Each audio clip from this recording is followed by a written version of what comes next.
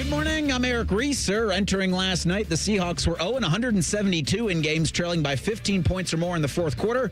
Seattle is now 1-172 after their 38-37 win over the LA Rams last night. Seahawks trailed 30-14 entering the fourth.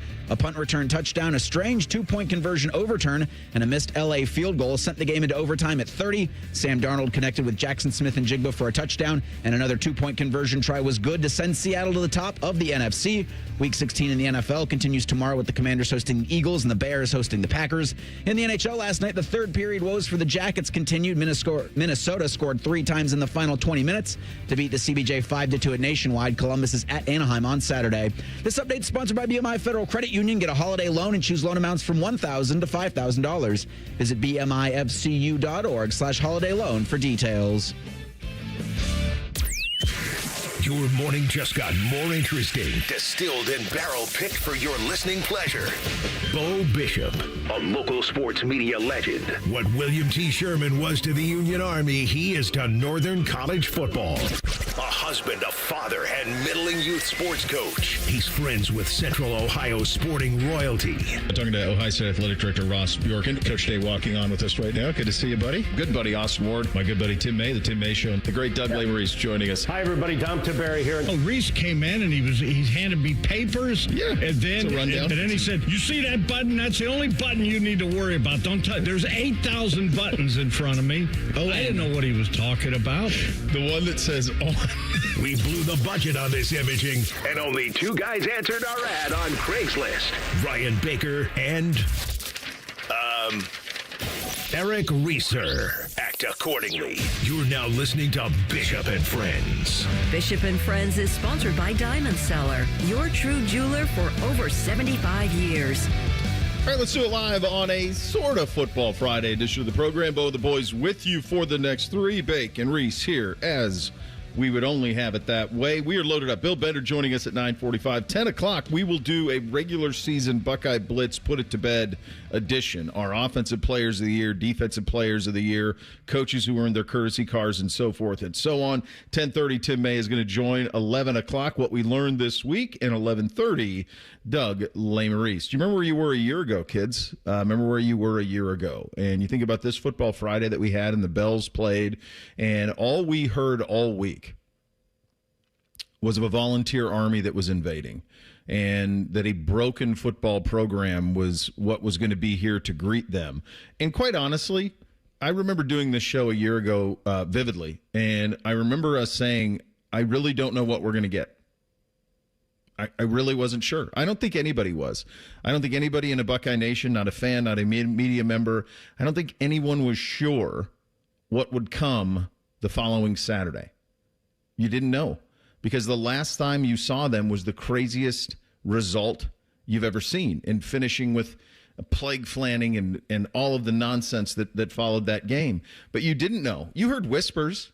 Sure. Yeah, you heard whispers. Whispers of players only meeting and everyone rowing in the same direction and unleash hell on an entire college football world. But you couldn't believe it. You couldn't believe it because you hadn't seen it. And then as you creeped into game day on Saturday and you had to listen to the insults about how there's volunteers everywhere, never mind the fact that it felt like about minus 20 degrees below zero and the game wasn't until 8 o'clock, and who's going to stand out there all morning for a game that doesn't play until later in the evening. Never mind any of that, but that's what you heard all day. And then you get to the pregame, and you get into game day, and you hear, "Well, I've never seen Ohio Stadium have this much orange in it," and all of the things that you had to suffer. But none of us really knew. You can suffer the slings and arrows all day on a Friday, all week long, as you did on a Saturday morning, but you really didn't know. And anybody who says that they did is lying to you. Maybe that team knew, maybe that team believed, but even they probably had to see it executed out on the field. And boy, did they. Boy, did they. 21-0 at the end of the first. Can I interest you in that? 42-17 in the first, on a step towards football immortality that included one of the most arduous, well, not one of, the most arduous stretch of games to win a national championship in the history of the sport. And they did it. And they buried them all. And they'll attempt to do it again in a couple of weeks. But as we sit here on a Friday in the middle of December, in the middle of playoff games that are going to take place tonight, you're going to find out your opponent by the early afternoon tomorrow. You sit here and you wait. And it's a tough game to play. I'll tell you, I preferred it last year with the nervous energy of it, not knowing what to see. But to play a game 2 weeks ago and not play again for 2 more weeks while all of this stuff is happening around the sport, whether it's portal and recruiting and all of it, it's a weird spot. It's a very weird spot. And it's weird to be back kind of in what feels like an old bowl schedule. Now you're going to have 2 more games after you play the bowl, but nevertheless, that's kind of where we're at. And I just got to tell you, I preferred it, not to say that I want to play an extra game on the route to a championship, but let's just get on with it a little bit. This idea of sitting here waiting, I don't prefer it. I prefer last year where we have a game this weekend. And especially a game at home base, like an Ohio Stadium game in December. And if it was, today, tomorrow, you're looking at 40s. So nowhere near as cold as it was this time last year, or at least for tomorrow's purposes. But I would have liked, and I know the coaching staff is going to hate to hear this because they like having the time off. Obviously, you're banged up through the latter part of the season, and this is that time to get right. But to give the fans another playoff experience, because I didn't think I'd like it as much with the first round of the expanded college football playoff. It'll be 12, it'll be 16 next time we do this. But to have those home sites. Mm-hmm. And the games weren't the greatest. They were blowouts, but it was so much fun to give college football fans that. Because once you get with Ohio State and you get to the quarterfinals, they're just sterile environments. Nothing in sport, in my opinion, beats a big stakes home college football game. No. Or away college football game when you're the Buckeyes and you're going to Ann Arbor. Or when you're the Buckeyes and you're going out, you have to go to Eugene for a game. Mm-hmm. Or if Tennessee comes up to Ohio Stadium and you get everything with that you love so much about the sport. And waiting on it kind of stinks, but Ohio State, obviously, I think would have rather taken the bye than have to play this weekend because you did get to play in the Big Ten Championship. So I think Austin said this yesterday or sometime this week when he was on it. Austin words everywhere. But it was, I think, 25 days, and then last year it was 23 days. So not a terrible stretch of time between games actually played. Yeah. The first time this weekend, I feel like is going to be that SpongeBob meme where him and Patrick are running around and Squidward's just kind of watching and wishing and hoping and then waiting. It's funny you mentioned the amount of days when I'd have to look this up, but when Ohio State played LSU in the Sugar Bowl for the national title, I want to say the game was played something like January 9th or 10th. I think that was the eternity one. That was like 6 because so it was like the 9th. It was somewhere in there because we were in New Orleans for like 14 days covering it. The Ohio, there was no Big Ten championship game in those days, and the Ohio State Michigan game was before Thanksgiving, if memory serves. So you played third week in November and didn't play again until the second weekend in January. You imagine that? Now that's an eternity. That's all day. Good Lord. Third of the year between games. As you were talking about that, Bo, I was thinking the same thing as Reese just brought up, that I didn't think the time was that much different because last year you didn't play in the Big Ten championship game, so you had that week where you were sitting out too. I think it just goes to, as we've talked about with everything with college football and the calendar just being broken. They should be in the midst of this right now. It shouldn't be starting tonight. This should be the second round, and you should be off and running, and let's go. And then you could have, what is it now? The quarterfinals are in bowl games. You should have the semifinals in those bowl games. You could have home sites for these first 2 rounds, and then semifinals. Let's go to bowl games and play this thing out. It's just one of those things, and I heard you talking with T-Bone and Tyvis, and as crazy as it is and as broken as it is and as there's many things we complain about with it, it's never been more popular. No. And that's why, and what I said with those guys was it's shameful that Texas A&M is being played at 11 o'clock. I mean, can you imagine how pissed off we'd be around here? Where it's bad enough you got to deal with noon, but if you had a home playoff game at Ohio Stadium and you're playing it at 11 o'clock in the morning, is the kick? And what are we doing? And did I hear that they're doing this to keep that one away from the NFL games? So that's what it's all parts of it are all true. Like you're putting your best games on Friday night and Saturday morning to stay away from the NFL. That's part of it because ESPN gets the picks. The other part of it, though, is ESPN has the rights to the playoff. They farmed it out to TNT because they have contractual obligations to show other things in those windows. So whether that's a 1AA championship or whether that's college basketball or whatever it is, they have contracts. They would still rather run Oregon against James Madison than they would rather run whatever they're going to run Saturday night. Like if it's college basketball or whatever. It's just they have contracts that prevent them from doing that. But I think at some point you just have to not fear the NFL. Like if they're not going to play ball with you and give you these Saturdays, then just do what's right by your sport. And the audience will be there. There's still going to be a big audience for Texas A&M, and you're not going to beat the NFL, but that can't be what the job is. That can't be what the job is. The job should be what's best for your sport. And yeah, we will get to a point where there's a 16-team playoff. I hope there's common sense in the sense of last week would have been the first round at home sites. This week would have been the quarterfinals at home sites, higher seed home sites. 2 weeks off, semifinals on New Year's Eve, New Year's Day. The following Saturday, once removed, there's your national championship. Bingo, bongo, away you go. The portal opens up after that. That's the way you solve it. It's a pretty easy fix. I went to bed before the chaos that ensued in Seattle last night, and if you would have told me that result was going to happen, I would have said you're nuts. Because the LA Rams dominated that game in every possible way. It was as stupefying as a result as I've ever woken up to. The opposite can be said of the Blue Jackets because, of course, they gave up goals in the third, and that's who they are at this point. We'll get to all of that coming up next. We're off and running. Bishop and Friends right here on The Fan. We used to have a billboard with our host's face on it, but only ugly people work here now. You mama say you ugly, hey! The Fan, Ohio's sports destination. Credit challenges, we got solutions. At Capital Florida, Columbus, and Whitehall, all credit types are welcome. Good, fair, poor, or none. Get approved fast and cruise away happy. Stop in or visit us online at capitalfloridacolumbus.com.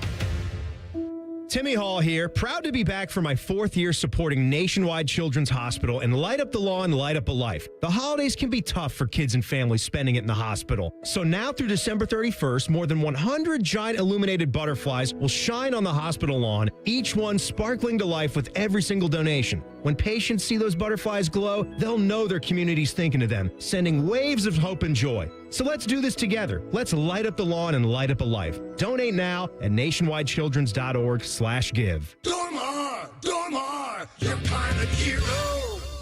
Make this holiday season magical with a ring from Diamond Seller. We're your family-owned experts in providing the most beautiful diamonds at the absolute lowest prices guaranteed. Let us add the sparkle to your celebrations this holiday. Visit us today on Selma Road or Easton Town Center.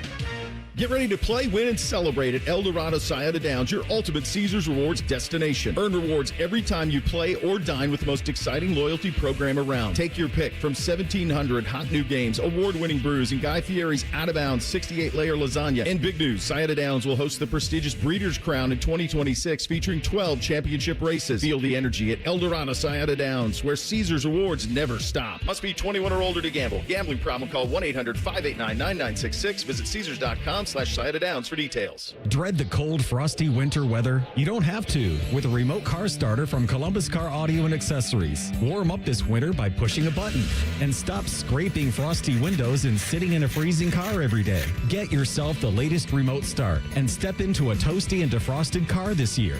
Plus, remote starts make amazing gifts for everyone on your shopping list. Beat winter weather by installing a remote car starter from Columbus Car Audio and Accessories. Morse Road near Easton, Main Street in Reynoldsburg, or columbuscaraudio.com. Dormar, you're kind of hero. When your furnace or air conditioner is broke, we come out that same day. Dormar, home the Tin Man. The best words to hear at the TSA security checkpoint? You're good to go. All it takes is a little preparation. Get to the airport early, bring a carry-on bag that fits in the overhead, and have an acceptable ID. Not all state-issued IDs will cut it.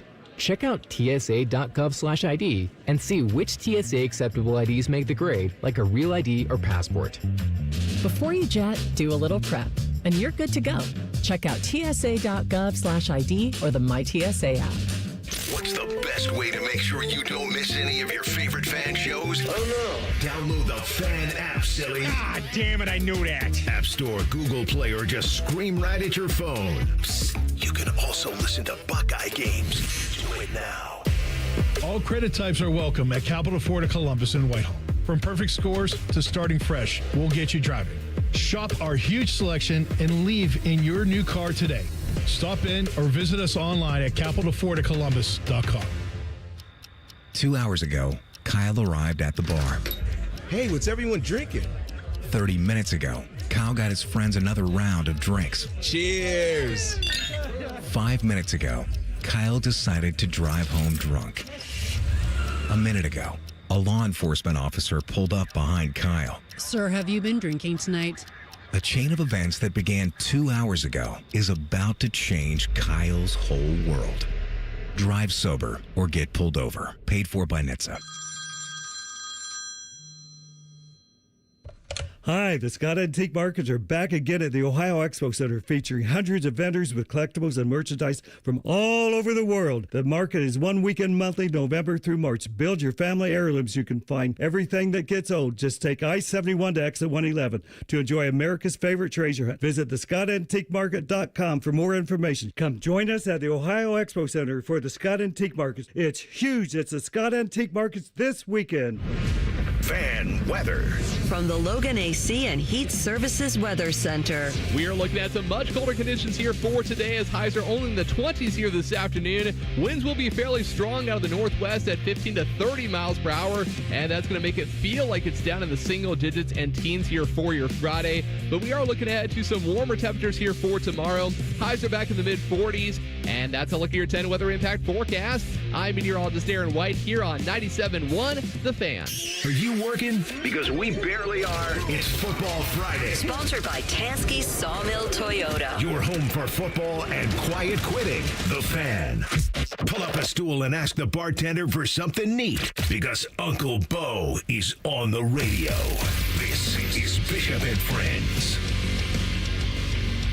So it's fantasy semifinals. So I'm in the thick of it. I have Jackson Smith and Jigba. I was playing Matt Stafford. I have Myers, too, the Seahawks kicker, who got me 22 points last week. And so I had both these guys, and needless to say, it was not going well. Jackson Smith and Jigba had one target at half of this game. But the bigger picture, because nobody cares about your fantasy team, is the Los Angeles Rams dominated this game in every single way possible. And when I went to bed at the end of the third quarter, I said, well, there's nothing else to see here. They're going up and down the field whenever they want, and there's no possibility for them to lose this game. And also, you're probably going to lose your fantasy because it appears that Matthew Stafford can complete anything he wants whenever he wants to do it. That last part remained true. He ended up 457 and 3 touchdowns, threw a no-look pass in the end zone. I mean, probably sewed up the MVP with all of that based on the way that he played yesterday, and probably rightfully so. As improbable a victory as we've seen. We've never seen a 2-point conversion. I've never seen that with a backward pass that bounces off a defender into the end zone for a touchdown and a 2-pointer. I've never seen anything like that. And so here's this Seattle team. And Reese, you had this in the update. Seattle was 0-172 in games trailing by 15 plus going in the third, and then they went ahead and won it. So it was improbable as can be. The Rams are also this is the one I saw this morning. I'm glad you put this in here. The Rams are the first team in NFL history to lose with 500 yards of offense, 0 turnovers, and 3+ opponent turnovers. And somehow, Reese, we both got it right because wasn't it Seattle plus or minus 1.5? Yeah, we picked the Rams. The bet slip cashes. That's just hooray for that's us. Utter nonsense to get that right. Good Lord. That was entertaining for me because I can understand if Rams fan waking up this morning and going, the hell? Right. The hell zebras? Like Puka Nacua thought that as well. He doubled down on it after the game. He's a great football player. He had like 225 yards and 2 touchdowns last night. He's an incredible football player. He's a very big, dumb online idiot. Yeah, I don't know the full background of all of it. So he goes on social media and does dumb things. I will say if you're looking for pretty much. Yeah, it's not different than my kid then. So basically he, from what I could tell, this is what I was going to say. Probably the most professional dealing with live questioning about on a podium after a loss about things you don't know. Did you see this clip of Sean McVay when they were trying to pepper him about Nacua? I saw it about 10, 15 minutes before the show. Yeah, that's when I saw it too. So Sean McVay they're peppering him about Nacua and the tweets, and he's like, hey, listen, I can't comment on something I don't know about. It's happening in real time. I'll circle back. Like, he handled that the way you handle it is it's like a PR masterclass on how to handle dealing with chaos that you don't know anything about. I always used to say this: if I'm out of my depth on something, I'll stop, get my sea legs, and then come back. Especially something sensitive when it comes to, allegations and those type of things. Never throw anything against the wall, right? Ever. So I thought that was a masterclass by him. So it was a heck of a week for the Nakua brothers, because his brother, I believe it's Sampson, the one who played for the Michigan Panthers and got in trouble for hitting the fan earlier this year, was charged with stealing one of the Lakers players' trucks. What? This week, him and somebody else took, Adiu Theodore's truck somehow. I don't even know. And they valeted at a hotel. They took it without his consent. And then they found him. So it's been a heck of a week for that family. So I was at the Jackets game last night. I get home, and about the time I get home, my buddy texts me, and he says, "I bet you hate these Seahawks helmets, don't you?" And I had forgot the game was even on, so I flipped over just to see. And about the time I flipped over, the Rams scored to go up 30-14. Now, I was going to bed anyway because I had to come in early today to do some ONN updates. Yeah. But I was like, well, I'm glad this isn't close, so it couldn't lure me in at all. And then I get in here this morning and see that Seattle won, and I'm like, how the hell did that happen? Crazy. Well, it's never happened before. So we were all on the right side of it. One thing that happens with great frequency is the Blue Jackets playing poorly in the third period. 2 empty netters for the Wild. This was a home stretch that everybody had circled. Zach's incredible. 2 goals, playing out of his mind right now. I'll do it by myself is kind of the feeling of it. Results are results. And so this is another one where in the third period, they can't find a way to get a win. Now, Minnesota's really good. It's known. The Jackets, though, now, guys, as we're talking about, and you were there, Bake, you're talking about this far into a season, this is who you are. And I don't know if you can switch who you are this far in. It's going to be interesting to see. I think Zach post-game last night, and we have the quote. Go ahead, play it. Let's play that. I feel like it's the same thing we've been saying. Like, we're playing well enough to win, but it's getting old that we keep losing. I mean, enough is enough. It's unacceptable, and I get the whole thing where, like, you got to stay positive and move forward, and I agree with all that, but at the end of the day, like, this is getting outrageous. I mean, we're a good hockey team, and we're just losing games. So maybe we're not a good hockey team. I don't know. I mean, at the end of the day, you have to win games to be a good team, and yeah, it's frustrating. I mean, they're definitely a good hockey team over there, but I don't think they're better than us. They win, and that's what it comes down to. He sounds like me. Zach doesn't. He's a man of few words. So when Zach says something, it's usually intentional, and he's thought it out. If you remember when Line made his comments, and then he came back, Zach was waiting after that game to talk to the media and get his point across. Like, it was like, hey, he wants to say something. Ask him one more. And so I feel like this was just another step in Zach Werenski's leadership. Obviously, we've seen it on the ice here. He is just another level right now. I think it helped last night that Quinn Hughes was on the ice too, and he's won a Norris Trophy recently. And Zach wanted to say, hey, I'm as good or better than these guys. Yep. But this is kind of an evolution of Zach into this leadership role that he really jumped into last year when Boone was out, and it's going to be interesting to see how this team responds to his words last night. Can they? I think they can. They have it in them. I mean, like let's take the little kid gloves off for a second. You're 34 games into an 82-game season. 34 in. You're damn near there for halfway. You have the worst goal differential in the East, and you're a point-a-game team. So there's not a lot of I'm with him. I get sick of hearing about they're doing things the right way. They got to just keep doing it. Well, no, you got to win at some point. I mean, I've been saying that for 2 weeks. Like, we can talk about, they're playing the right way. They're doing this. Yeah, but you're not getting results. And this is a results business. Sports are binary. So point a game ain't going to do it. I No, it's not, and that's been proven in the NHL. I do think we talked about this the other day. Hockey, it happens. You have upswings, you have downswings. I think there's going to be a point here in the not too distant future where they reel off 5 or 6 wins. They need to. In a row. They get 10 out of 13 like they've lost right now, 10 out of 13. So I think that will happen and they'll be right there. I think we got to remember, though, this team last year is really not different than this year from the one from last year. And what was last year's team?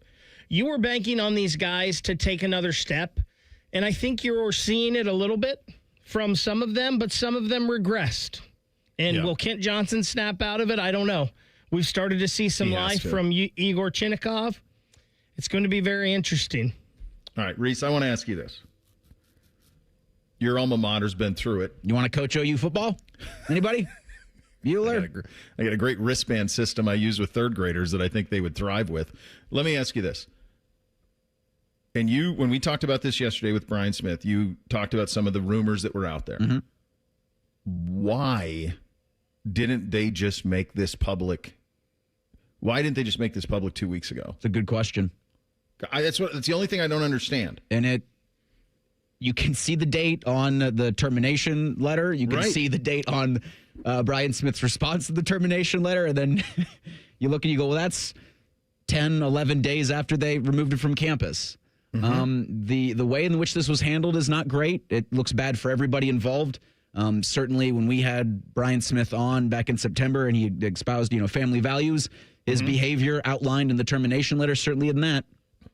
No. And so obviously the administration did not feel that he represented Ohio University in the best light. And when you throw him off campus on December 1st, that's when you should present him with everything. Yes. Having it wait as long as they did, having it go past National Signing Day, because I was critical on Michigan for doing it the way they did with National Signing Day. OU's in the same boat. You've got to be open and transparent to an exponential degree these days because everything will get out there, and you have to know that, which also makes his lawyer's statements kind of wild. Yeah, and the other thing about it that's crazy to me is you lost like 2 days of people saying you're just firing a guy for having a drink. Like I said that. Yeah. You're just firing a guy for having a drink and celebrating a win? Oh, no. No. We're alleging far more serious things, right? But you lost like a full day of PR just by this is my rule of thumb for everybody in this business. When just put it all out there. Give everybody the real truth or the real truth as you understand it, and then respond to the reaction to that. To slowly bleed it out is never going to be a win. It's never going to be a win.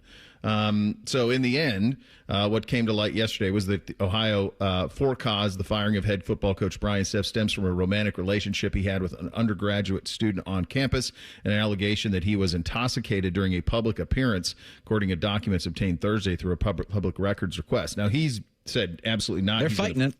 He's going to fight it.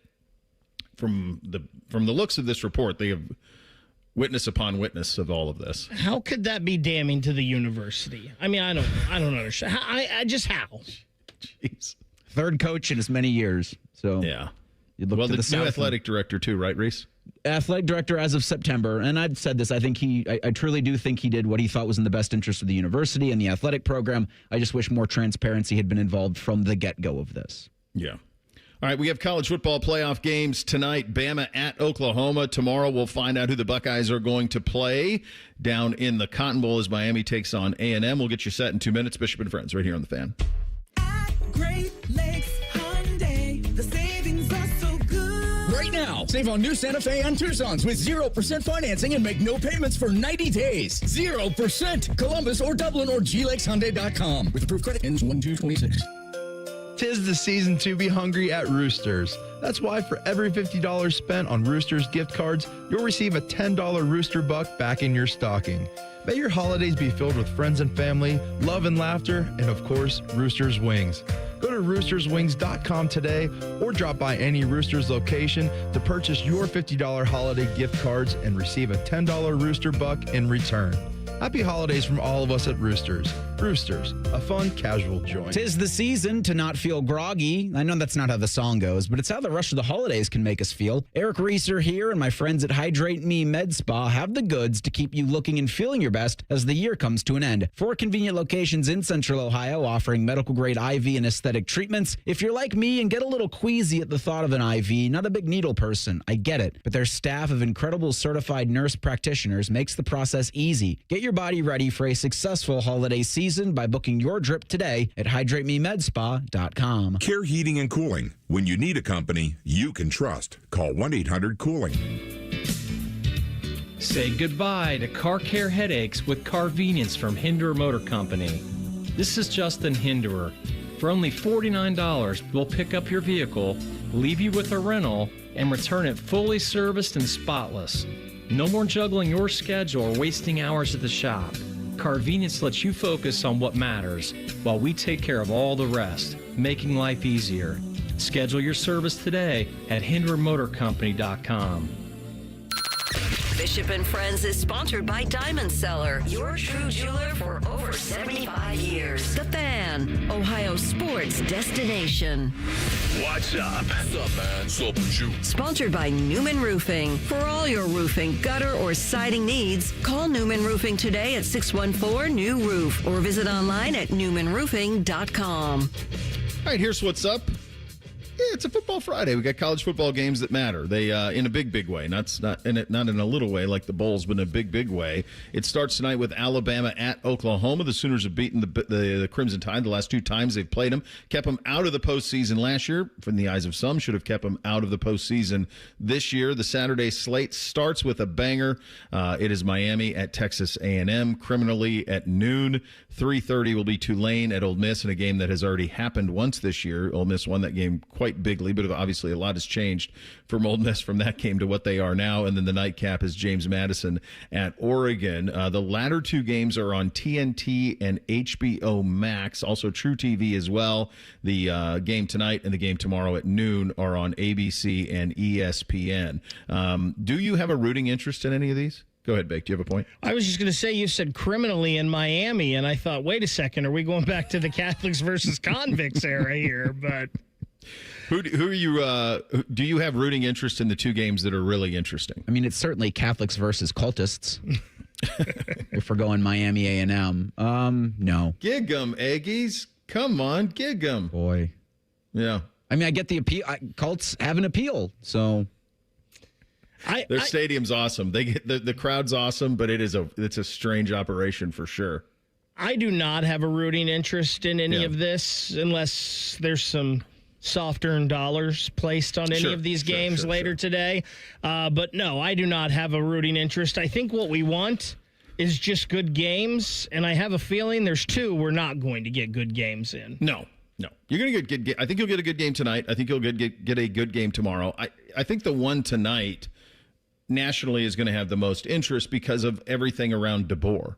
In the college football world, there is an assumption that by some that there's still a chance that he'll end up at Michigan, that people really believe that. And potentially if Bama were to lose to Oklahoma again, that he would turn hightail and run and head to Ann Arbor. I don't see it for all of the reasons we've talked about all week long.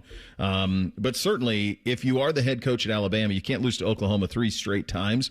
Here is Kalen DeBoer on the matchup tonight. I mean, I just know that across the board, the intensity is just so much fun to be a part of. The playoff environment and the support, whether it's your team inside, the support outside, this is what you work for. You work to get to this moment to where you got a chance to reach your goals. And, every day you're giving everything you can to give yourself the best chance to be successful. And so, you just got to make sure we stick to our process and, you're done with finals and guys are graduation and all that's taken care of. And so, you're just really focused on football. And so that's been really good for our guys to be able to lock in that way. But, if you're not giving everything you got now, you really don't belong here because that's the expectation anytime. And it certainly would be the expectation at this point in the playoff season.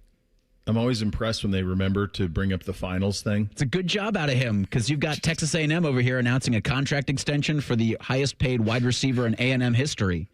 So did that come from? I love how we're doing this. Did this come from the A&M team site?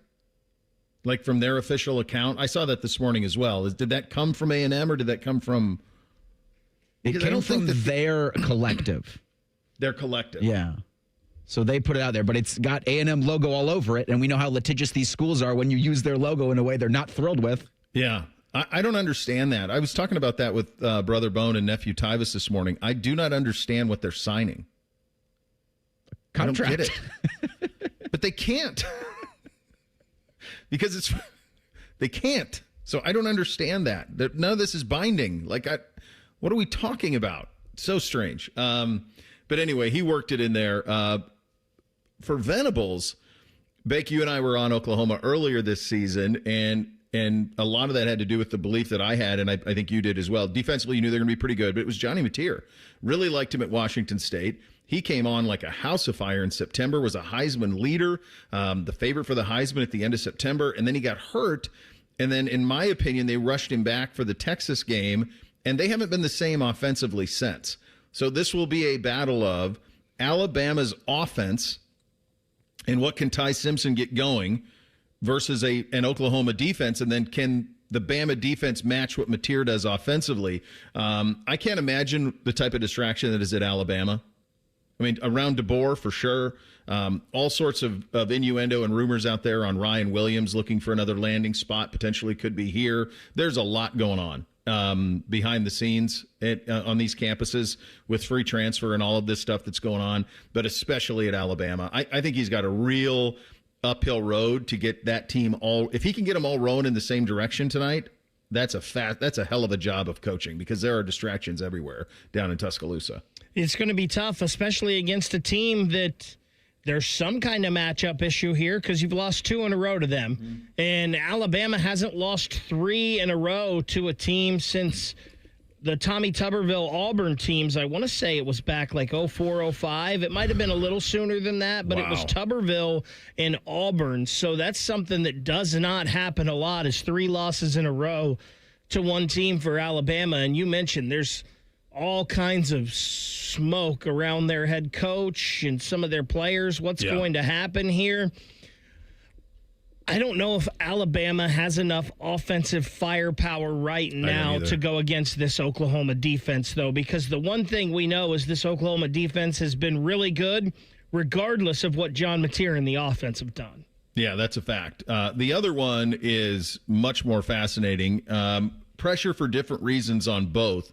From Miami's standpoint, they get in, right? They got in. This is why they hired Mario Cristobal. They have spent a ton of money to put together this type of roster that could go. This is a heavyweight fight on the 2 lines of scrimmage. Both these defensive lines are absolutely legit and will cause problems for the Buckeyes by the time you get to that Cotton Bowl. For Mike Elko at Texas A&M, they have never been in a spot like this. I mean, it's just don't. I mean, they're going to play a game at Kyle Field, unfortunately, at 11 a.m. that's going to have as much juice as anything that they've ever had. And then potentially, should they win, they're going to get the Buckeyes in the Cotton Bowl, which is a game that they've never played in, with the idea to continue to keep moving on. He's done a remarkable job there. Here is Mike Elko on the challenge of Miami. Yeah, we got to see Miami early because we played Notre Dame right after them, and so we got a real strong glimpse of that group early in the season, and they're every bit as good as I remember them being. 2 really talented edge kids, a lot of big and long athletic kids in the inside, and so it's a challenge for sure. When you get to this time of year, though, you're going to play a lot of really good teams, and this is certainly no different. And so that'll certainly be where the battle's fought for sure. Hopefully we come out on the right end. Which game do you want to see more, A&M or Miami in the Cotton Bowl, Reese? Only because of the history with Miami. It's the Hurricanes. I found myself flip-flopping on it actually this week, because I can't remember the last time Ohio State's played Texas A&M. They played them in a Sugar Bowl in the 90s. That was probably it. Like 97, 98, somewhere in there. Nothing would entertain me more than kicking Miami back down when they think they're back. Like when the U thinks, like, could this be the year the U's back? Here's big bad Ohio State again, knocking them back into college football irrelevancy. But I think the chance to beat Texas A&M in Texas would be really, really fun, because I do think that cult would travel to Dallas. Yes. Ohio State fans will too. It'd be a great clash of colors, styles, culture's fan base is. Dude, if you're a fan of atmosphere, yeah, Ohio State A&M in the Cotton Bowl Dallas is an electric atmosphere. Miami, Ohio State in the Cotton Bowl, a little less so. Texas A&M would have that. Which game do you want to see, Vic? I want to see Miami just because I love beating the U. There's nothing better It is a lot than of fun. beating the U. Yeah. I tell you what, let's do I think we can let's pick these 4 against the number, and we can do the 1AA semifinals as well against the number at 11 o'clock. We'll pick them. Like we normally do at 11. So we'll do what we learned, and then we'll also do a little pay attention to the scores coming up at 11 o'clock. Bill Bender's coming up next. Bishop and Friends right here on The Fan. All the 10 TV people come over to our side of the building to take a deuce. That should tell you something about how we operate. The Fan. Shopping this time of year can be stressful, but when you've got a guy, everything gets a little easier. Meet my guy, Bob Capace from Worthington Jewelers. Hey, common man. Hitting you one's car today, Bob? Not yet. If you're popping the question this holiday season, you'd be an absolute fool not to see Bob at Worthington Jewelers. The store is crowded all the time. Why? Because they give you the best price and service possible, and then people keep coming back. I'm your guy. Worthington Jewelers on High Street in Worthington. WorthingtonJewelers.com, where Columbus gets engaged. Take action and get expert service from Logan Services. Heating service calls are just $79. Furnace tune-ups are also $79. And plumbing service calls are just $79. We work in your neighborhood, and scheduling online is quick and easy. So visit our website to book your appointment now. For fast, friendly service, choose Logan Services. Hey, it's Matty Ice. Are you in need of a dependable truck for the long winter months ahead? Well, then my buddies at McDaniel GM Superstore in Marion have just what you're looking for at the best price around. You can lease a brand new 26 Chevy Silverado 1500 for just $339 a month for 36 months with $1,379 due at signing, or you can save up to $15,000 off MSRP if you finance. Certain restrictions apply. They're just off Route 23 on 95 in Marion, or you can visit McDanielGMSuperstore.com. Chevrolet, together, let's drive. You have a chance to win a beautiful new custom home or cash prize this holiday season with a Home for the Holidays raffle. And help make wishes come true for Make-A-Wish Kids. One lucky winner will be announced on December 24th, so get your $100 ticket now. Just visit ahomefortheholidayscolumbus.org to buy your tickets. That's a Home for the Holidays, Columbus.org. Terms and conditions apply. This sports report is brought to you by Bet365. When it comes to sportsbooks, Bet365 has it all. Download the app today and see why it's never ordinary at Bet365. Gambling problem? Call 1-800-GAMBLER. 21 plus only. Must be located in Ohio. No school means no lunch for millions of kids in the summer. Let's come together, food banks, families, and generous individuals like you to make sure no child goes without food in the summer. Together, we can make a difference. Learn more at feedingamerica.org/summer. Love football, love wings. Put those bad boys together and you get Austin and Byrne live at Roosters. Sponsored by Roosters, a fun casual joint. Large amounts of football and all the donkey sauce you can handle. Mondays on the Fans YouTube channel. They say glory is earned, not given. We say it's ignited by heart and ends with a boom. Get your tickets today at BlueJackets.com. Common Man here for Germain Nissan. You'd have to be crazy not to consider a Nissan from Germain Nissan, especially this month during their annual final sale, where every car's been marked down to the lowest possible price. Plus, with Germain's $1,000 price promise, no one will sell you a Nissan for less. J.D. Powers ranked Nissan #1 in customer satisfaction among mainstream brands. No credit, bad credit, Germain Nissan can help you get in a car today. Germain Nissan, 4300 Morse Road, GermainNissan.com. Give the gift everyone wants. Fun in your own game room. Beat the last-minute scramble with a gift card from Billiards Plus. And let that special someone go on a shopping spree they'll remember forever. Billiards Plus, making dreams come true on Dublin Center Drive in Dublin. The Fan Guest Hotline is sponsored by Right Way Heating and Cooling and Bryant, doing whatever it takes to keep you and your home comfortable. The Fan. Sports conversation that's worthy of a toast, or at least a stiff drink. You're listening to Bishop and Friends. All right, let's have a little college football fun with our good buddy Bill Bender of the Sporting News. He joins on the Bryant Heating Cooling Systems Fan Guest Hotline. We got playoff games tonight. Obviously, the first two carry the most weight.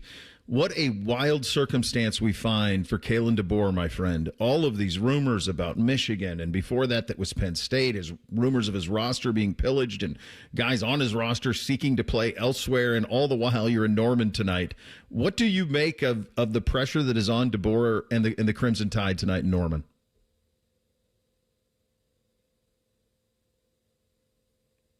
Did we lose?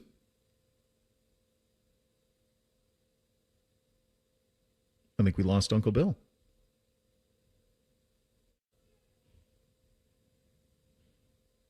We'll effort to get him back. These things happen. It happens from time to time. We'll get him back. It's just you rarely see. I mean, you just have never seen this because we haven't had all these circumstances in the sport before, where you have a 12-team playoff, where you have a portal, where you have these type of jobs open. My God, Penn State and Michigan are both open. Michigan, nobody saw coming. Penn State, obviously, at the beginning of the year, nobody did either. DeBoer was rumored for both of those jobs. People at Penn State truly believed that he was going to be the next head coach there. I think he's the best hire that Michigan can possibly have. I think we got Bill back, of course. Hey, buddy, we got you back now. I don't know if you heard the question. I was asking the question about DeBoer and just all of the rumors swirling around him. Meantime, he's lost two previous games to Oklahoma. What do you make of the pressure that is on him and the Crimson Tide?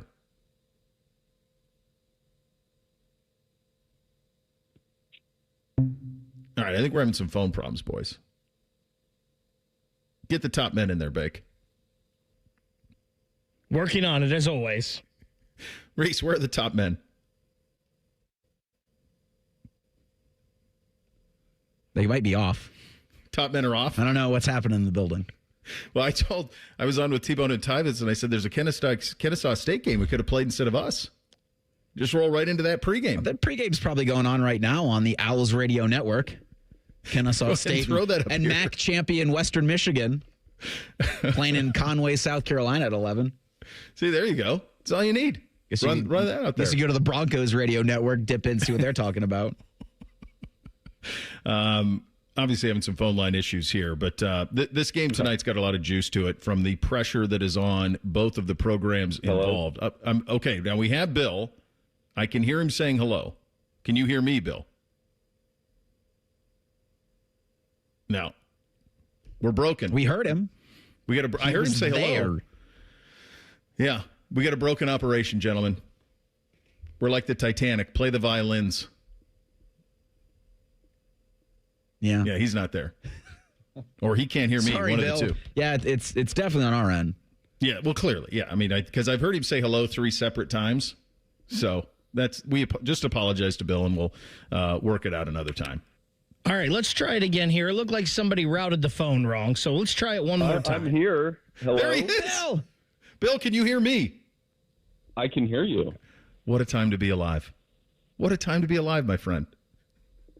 Did you hear any of my questions about Kalen DeBoer? No, but I can guess. Well, let me ask you then. If Alabama loses 31-17 tonight, is he on a plane to Michigan by next week? So I don't think he should be, because I think you're going into a mess. I also think that part of this with the Penn State flirtation, which according to people that I know over there and trust was very real, and maybe allowing his name to be involved in this a little bit longer, was, if I view it as maybe, is this him saying, you better appreciate me or I'll go somewhere else? Where do you kind of sit on all of his flirtation? And, I'd heard ahead of the Iron Bowl some of the Penn State rumors as well.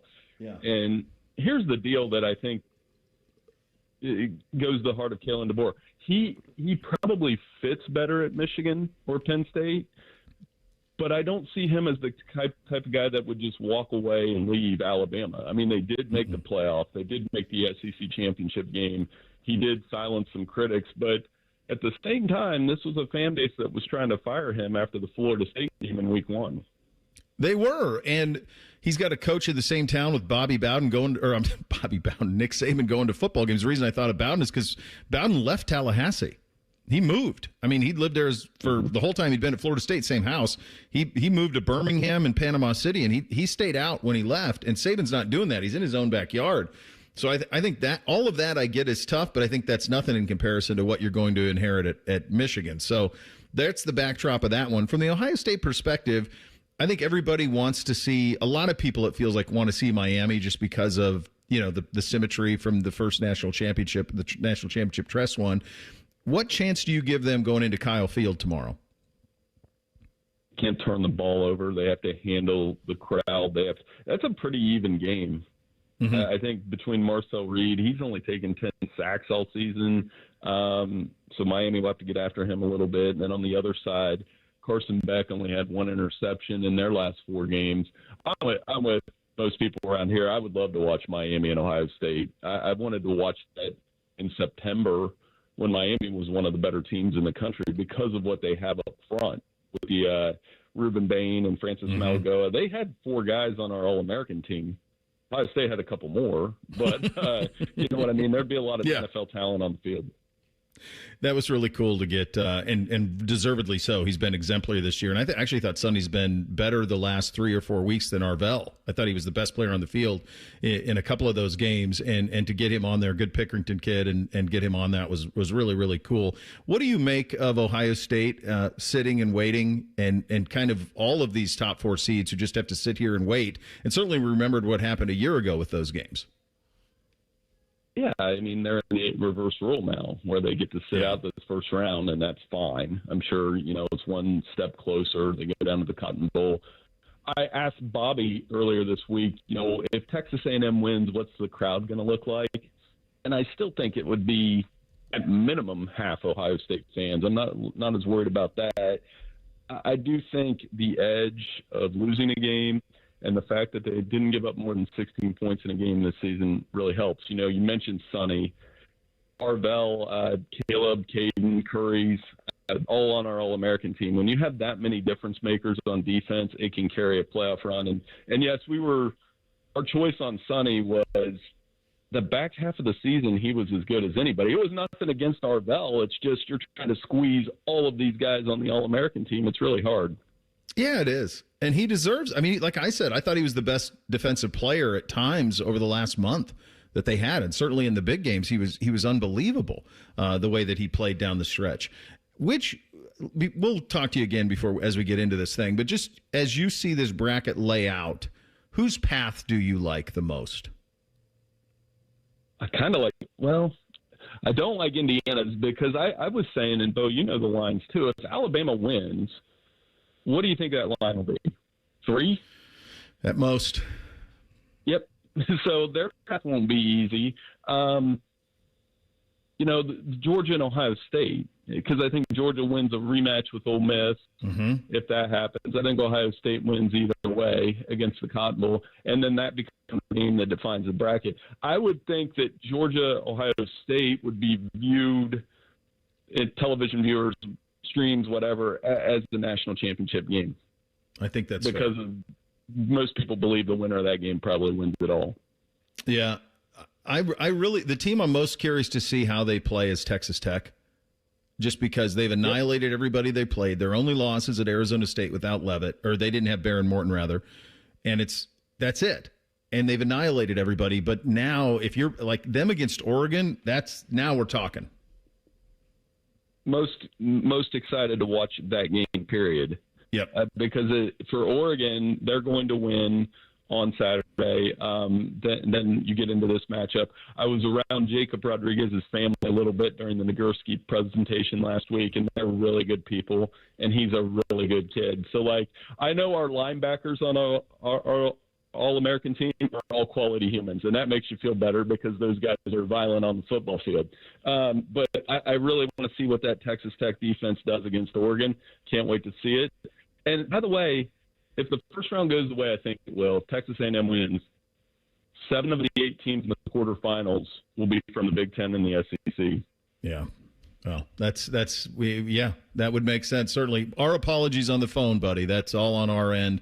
Our top men were off today, so I apologize for that, but it's always great talking to you nevertheless. That's an Indiana Jones reference. Have a Merry Christmas. I'll talk to you soon. All right, buddy. We'll see you. There he goes. Bill Bender of the Sporting News joining us on the Bryant Heating and Cooling Systems Fan Guest Hotline. We will do the final regular season awards edition of Buckeye Blitz coming up next. Bishop and Friends right here on The Fan. Catch the latest from the world of Ohio State athletics. Weeknights at 6 on The Buckeye Show. New special guests in everything scarlet and gray. The Fan. Busy schedule? This is Ryan Krieger, and Krieger Ford has you covered. Krieger Ford offers pickup and delivery, or our mobile service van will come right to you. It's fast, easy, and hassle-free. Schedule your appointment today only at KriegerFord.com. Hey, what's up? It's T-Bone. The holidays are here, and if you've got a collector in your life, you have to check out Midwest Cards. Thousands of packs and boxes from Pokemon to every sport you can name. It's a full-on collector's dream. Plus, they have signed jerseys and memorabilia that'll make any fan go crazy. The variety is awesome, and the selection legendary. So swing by Midwest Cards today, grab an epic gift or even a gift card, and watch your favorite collector's face light up this holiday season. Get to Midwest Cards today and tell them T-Bone sent you.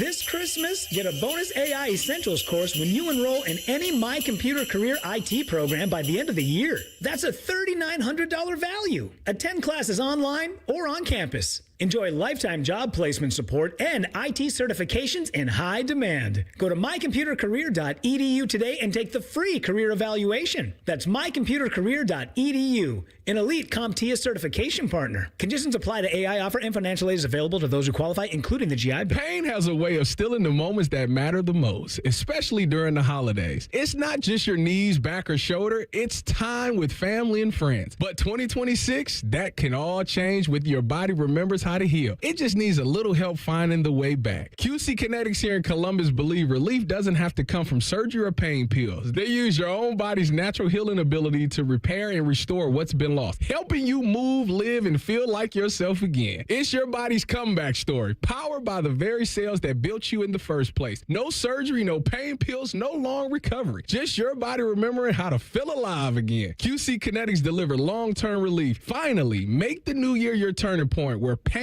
stops defining you. It's time to take that step literally. With QC Kinetics, healing is within reach. Schedule your free consultation today in Dublin or Gahanna. Now's a great time to use your HSA and FSA. For treatment, go to qckinetics.com/Columbus or call 380-208-4544. At ADP, we know you want your landscape business to succeed, but we don't know anything about landscaping. ADP only knows how to handle the business of your small business. So if ADP focuses on the payroll and the HR, while you focus on the land and the scaping, success should follow. Just don't expect us to know all about Kentucky bluegrass, zero-turn cutting, or what to do with a woodchuck. That's for you to figure out. Let ADP help your small business focus on the part of the business you're good at. ADP for small business. Hey, it's Austin Ward. Listen to The Beat with Austin and Byrne, now powered by the Waterworks and Header Heating, Cooling, and Plumbing. Get the latest Buckeye news, insights, and unbeatable analysis every day. Don't miss a moment. Stream The Beat with Austin and Byrne, sponsored by the Waterworks and Header Heating, Cooling, and Plumbing. Hey, it's Anthony, and it's Happy Honda Days at your main Honda of Dublin. What am I going to give you? How about rates as low as 0%? You want no payments for 90 days? You got it. Do you have a trade-in? I'll make sure Rich gives you an extra $1,000 for your trade. Yep, an extra $1,000. Or I'll slide you right into a brand new Honda with leases starting from only $239 a month. Happy Honda Days right now at your main Honda of Dublin on Sawmill Road, just south of 270, or online at yourmainhondaofdublin.com. After my accident, people warned me to slow down. I said, I don't know how. Thanks to my VA care team, I haven't. At VA, we're using technology to help veterans recover faster and live their lives to the fullest. Learn more at vacareers.va.gov/PSA. This is the Duke's Country Song. It's a song about the best mayo. It has a yellow lid, and its full name is Duke's Mayonnaise. Get Duke's Mayo in store. It's got twang. Hey guys, 13-year NFL veteran and Super Bowl champion Jason McCourty here, and I'm an innovation ambassador at FAIR, Food Allergy and Research Education. I would say the most challenging thing as a parent of a kid who has a food allergy is probably the ignorance that I myself had in the beginning. I didn't know what anaphylactic shock was. I didn't know the dangers, let alone the things that she needed to be able to have a normal life. When you go to drop your kid off, on every single time in the beginning, we'd have to go through everything she was allergic to. Preparation is everything. And me, for playing football for 13 years, it was all throughout the course of the week. It's getting ready for game day. When you're on the field, you're playing for your fans. At home, you're playing for your family. My playbook, read labels, keep it allergy friendly, and have an epinephrine nasal spray as a backup plan. Because when my family's safe from food allergens, that's the real victory. Visit foodallergy.org to learn more. Broadcasting from the Lindsay Honda Studios. Honda makes the cars. Lindsay makes the difference. Visit lindsayhonda.com. WBNS-FM, HD1 Columbus. Good morning. I'm Eric Reeser. Week 16 in the NFL got off to a wild start. The Seahawks erased a 16-point fourth-quarter deficit to beat the Rams 38-37 last night in overtime. First time in history, the Seahawks won a game when trailing by 15 or more in the fourth. Seattle's 12-3 and occupies the top spot in the NFC. Both the Rams and the Seahawks have clinched playoff spots. The college football playoff begins Friday. Alabama's at Oklahoma at 8 o'clock. Winner gets Indiana in the Rose Bowl New Year's Day. Also on the field today, MAC champion Western Michigan plays Kennesaw State in the Myrtle Beach Bowl. It'll be an 11 a.m. kickoff in Conway. In the NHL last night, the Wild beat the Blue Jackets 5-2. CBJ gave up 3 goals in the third. In college basketball, the Ohio State women's squad won their 8th straight, a 79-45 win over Norfolk State. Buckeyes will host Western Michigan on Monday. This update sponsored by Whiskey War by High Bank Distillery. Drink local, drink High Bank.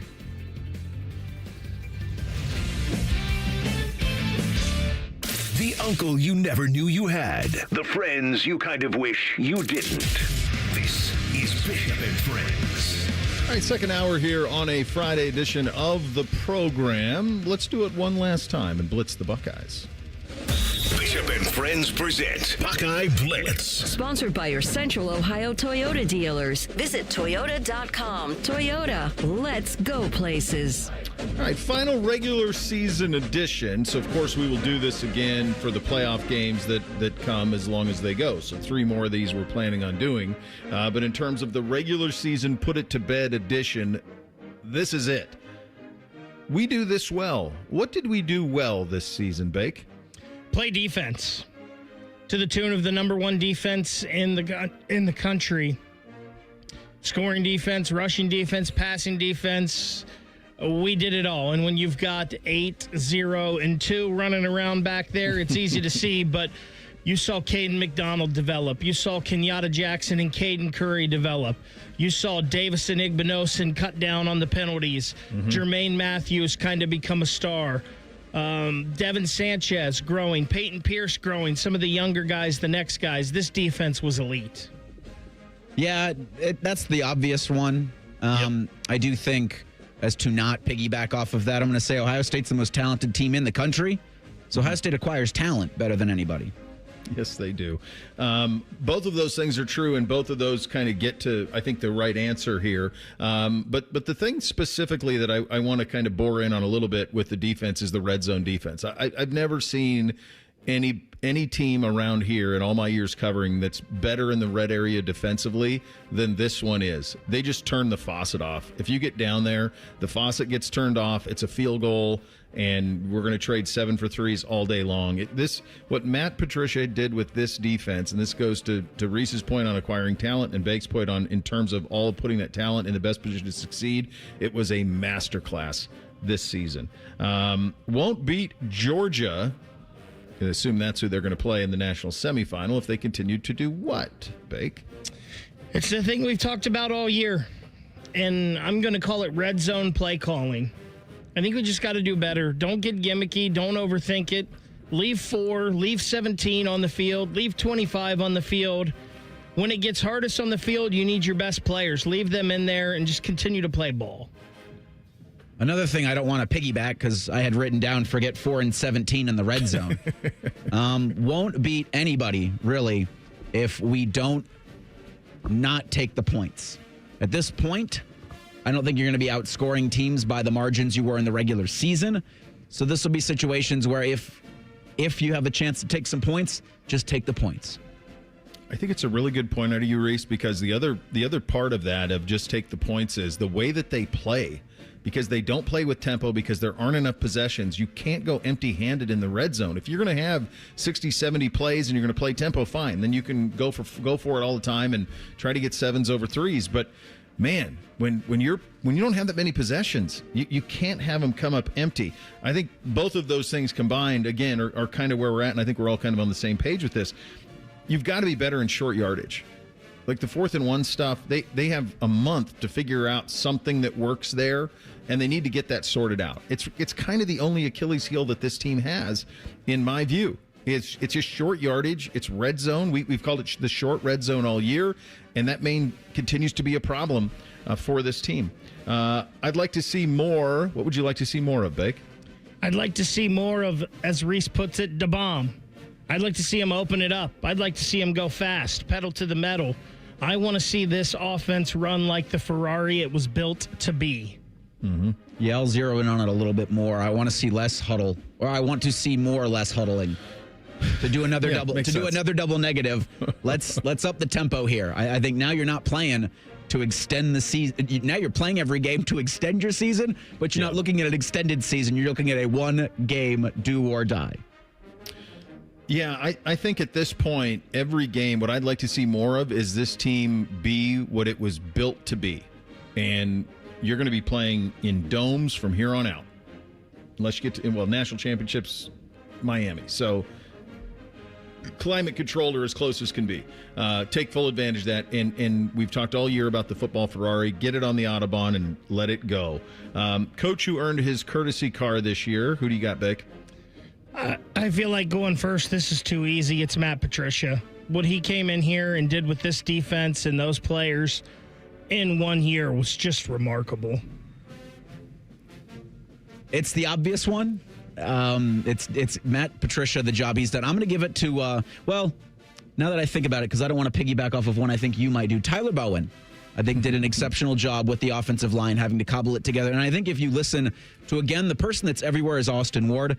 When he was on Monday, he alluded to there being some significant injuries on the offensive line. And despite those injuries, they bullied Michigan. Now, you want to have that Indiana game back, obviously. But I think if you're able to get right health-wise, you can have a better showing in the quarterfinals. Yeah, I think Fessler did an incredible job of saying, too. And I think that speaks to itself. Yeah. I think Laughlin was great with the running backs. I know how hard threes fought for Sonny and Arvell. And those were kind of two positionalist players. He viewed them as linebackers. He coached them up like crazy. And now they're both first-team All-Americans. James Laurinaitis, in short order, has, on the defense, at that position, done what Brian Hartline did at receiver. I mean, that's basically what he's done in that short of time. And just an incredible job. Obviously, Patricia as well. So, I mean, there's a lot to go around with this, with coaches who earned their courtesy cars, but certainly Threes earned his. Game ball's offense. Who gets your offensive game ball, Bake? I'm going to give it to Jeremiah Smith, even though I know the numbers weren't maybe as good as they were last year for him, and he missed a couple games, or was a little banged up down the stretch there. I just think what he did for this offense, sometimes 3 and 4 and 5 guys, watching him helped open things up for everyone else, especially Carnell Tate, and he truly is the best football player in America. I'm going to give it to Bo Jackson. He was a revelation this year. I think people knew that there was going to be, at one point, him being Ohio State's bell cow. I didn't think it would happen this quickly. 33-23, 78% completions, 31 touchdowns, 6 picks. Whatever your wildest, and by the way, Heisman finalist, whatever your wildest expectations for what Julian Sand would be, he exceeded them by far. By far. I mean, you think about the numbers we set out at the beginning of the year for him. Every conversation I had about this team preseason was, well, can they win back-to-back? And I said, I got to see 10 play. Now, I think he's special, but I got to see him play in games. And from Jump Street, I knew that you'd be just fine with that kid at quarterback. Defensive game ball this season, who do you get, Vic? I don't know if anybody knows this or not, but Arvell Reese is number 8. Yes, he is. And maybe that was the thing at the beginning of the year. Like, oh, this guy's 8, he's switching numbers, you need to watch. I'm pretty sure everybody knows Arvell is number 8 this year. I don't know. The only player that's had a rise like this in 1 year was Malik Hooker. It's the only thing you can compare it to with what Arvell Reese did this year. And you could kind of see it last year as he got more and more opportunities to play. That dude might be the first pick in the NFL draft, and I don't think anybody would be taking him there. Yeah, he's number 8. The position he goes in the draft is going to be a smaller or a lesser number than 8. Similarly, Caleb Downs. He finished the top 10 in Heisman voting. He will also go probably in the top 5 of the draft this upcoming season. And watching every single game, he's the ultimate field general and a missile when it comes to tackling. Like, that's who I think you key on in that quarterfinal against whomever, and you just send Caleb. Yeah, those are, I mean, look, there's the two Cadens are unbelievable. I'm going to go Sonny here because of how he played down the stretch, and I thought it was so justified that he got first-team All-American by the Sporting News. He was unbelievable in the Michigan game. He was unbelievable in the Indiana game. Just a total stud, local kid, did everything right. Those three are really the operation, that triumvirate of talent. Big Ten threat level, who in the league impressed you the most this season, Bake? I mean, it's got to be your guys' team. Coach Sig. Sucking down those Sigs. Kurt Signetti. I mean, they're the Big Ten champion. They're undefeated. Yep. They're ranked number 1 in the country. It's got to be Indiana. And that Boy Scout Fernando Mendoza. Oregon was fun at times, but now it's Indiana. I think it is. I think that's the right answer. I do think USC, with a really nice recruiting class coming in, built some momentum this year, so I thought that was good. And I thought Iowa had a really nice year as well. I think those teams kind of stand out. Illinois obviously was disappointing. Washington ended up being disappointing as well, and they just could not win on the road. It was a very strange thing for them. Nationally, you have our attention now. Who nationally had your attention this season? Again, it's your boy, Coach Sig. The Indiana Hoosiers, 2 years in a row. Crazy. Can they make it 3 next year? Good Lord. Insanity return, please. I've never watched more Texas Tech football. Yeah. They're just like Indiana. Like, I know you look at the logo and you go, well, that's a cute football team. You know, they've had some fun times with Michael Crabtrees and Patrick Mahomes being there. That's great, but no, they're a legit national championship contender.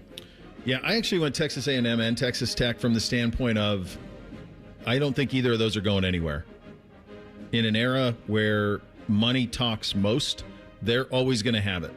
And I think that they have now elevated to the point of that get used to seeing Texas Tech and Texas A&M on the national stage because oil money is a lot. Can this team win it all, Grade Bake? Can the Buckeyes win it all? You're daggone right they can, and I believe they will. Yeah, it's an absolute A. Yeah. Not much has changed, right? If you go all the way back to Texas Week and the Buckeye Blitz we did following that, we said, look, best team in the country right now, highest ceiling in the country. What I'm curious about is over the next 3 weeks, does this team hit its ceiling and have what last year's team did, a magical run? Because I do think the ceiling is going to be necessary. If you beat, let's just say, Texas A&M, Georgia, Oregon, Texas Tech, Indiana, you're going to need your big boy lunch pail the entire way, and you're going to need your best. And my guess is and my hunch is you're going to see the best from the Buckeyes over the course of the next month of the season. Now, already some portaling happening, including here. We will get to the news on that coming up next. Bishop and Friends, right here on The Fan. A lot of hosts have been on our airways in the past 30 years. Some good, some bad, some really bad. Anyway, sorry for that. The Fan. It's the year-end sales event with the Ford crew. It's sales event time, Sam. Temperatures are dropping, but the deals are just getting hot. Time for our annual Ford Holiday Gift Guide. Oh, yeah. Hard to go wrong with great deals on trucks and SUVs from Ford, America's all-time best-selling auto brand. Don't forget the first rule of holiday gift giving, Hank. What's that, Sam? Always remember to treat yourself, too. Well said. Based on Automotive News Almanac historical data and industry-reported sales data from 1909 through 2024 CY. Call the folks at Buckeye, night or day.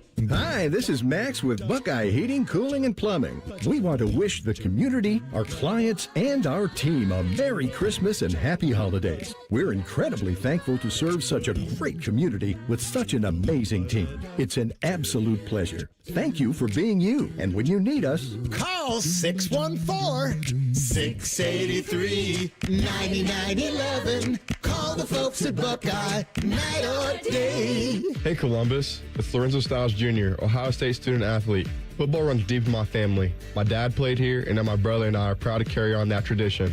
At Monogram Homes, family matters too. They treat every homeowner like one of their own, building with care, precision, and pride. Monogram doesn't just build houses, they build homes, crafted just for you.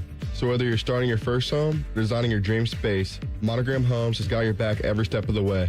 Visit monogramhomes.net to start building today. Monogram Homes, a builder you can trust. I always tell people I was the luckiest guy in the world. I wanted to be an Army man or a fireman, and I got to do both. As a firefighter, my job was about saving lives.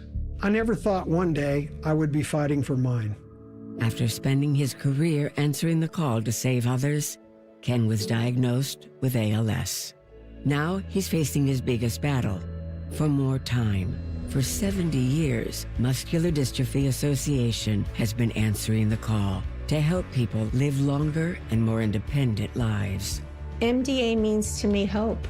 MDA is leading the way for people living with ALS, muscular dystrophy, and other neuromuscular diseases by accelerating research, advancing care, and advocating to empower families like Ken's. I wouldn't be living as good of a life with ALS if it wasn't for MDA. MDA is helping people live stronger and love longer.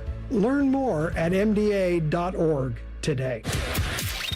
It's Monday Night Football on The Fan 2. Catch the 49ers and Colts live from Indy. Fan coverage starts Monday at 8 on 1460 AM and The Fan's HD2. Sponsored by Roosters, a fun casual joint. Your radio home of the NFL, The Fan. Hello, it's John Kozik, founder and president of TurboTrack Realty, and I buy houses as is, fast for cash. Call me today for an all-cash offer on any of your properties, and we can close within days at 614-470-2000, 614-470-2000. Do you own a property that's outdated and needs thousands of dollars in repairs? Great, I'll buy it. Give us a call today for an all-cash offer at 614-470-2000, 614-470-2000. Would it be convenient for you if you could simply take what you wanted and leave the rest behind? Great, I'll buy it. I buy vacant properties, inherited homes, divorce situations, death in the family, apartment buildings, rental portfolios. I even buy my tenant won't pay me the rent houses. Call TurboTrack Realty today for an all-cash offer and speak with one of our friendly staff members at 614-470-2000, 614-470-2000. Fan weather.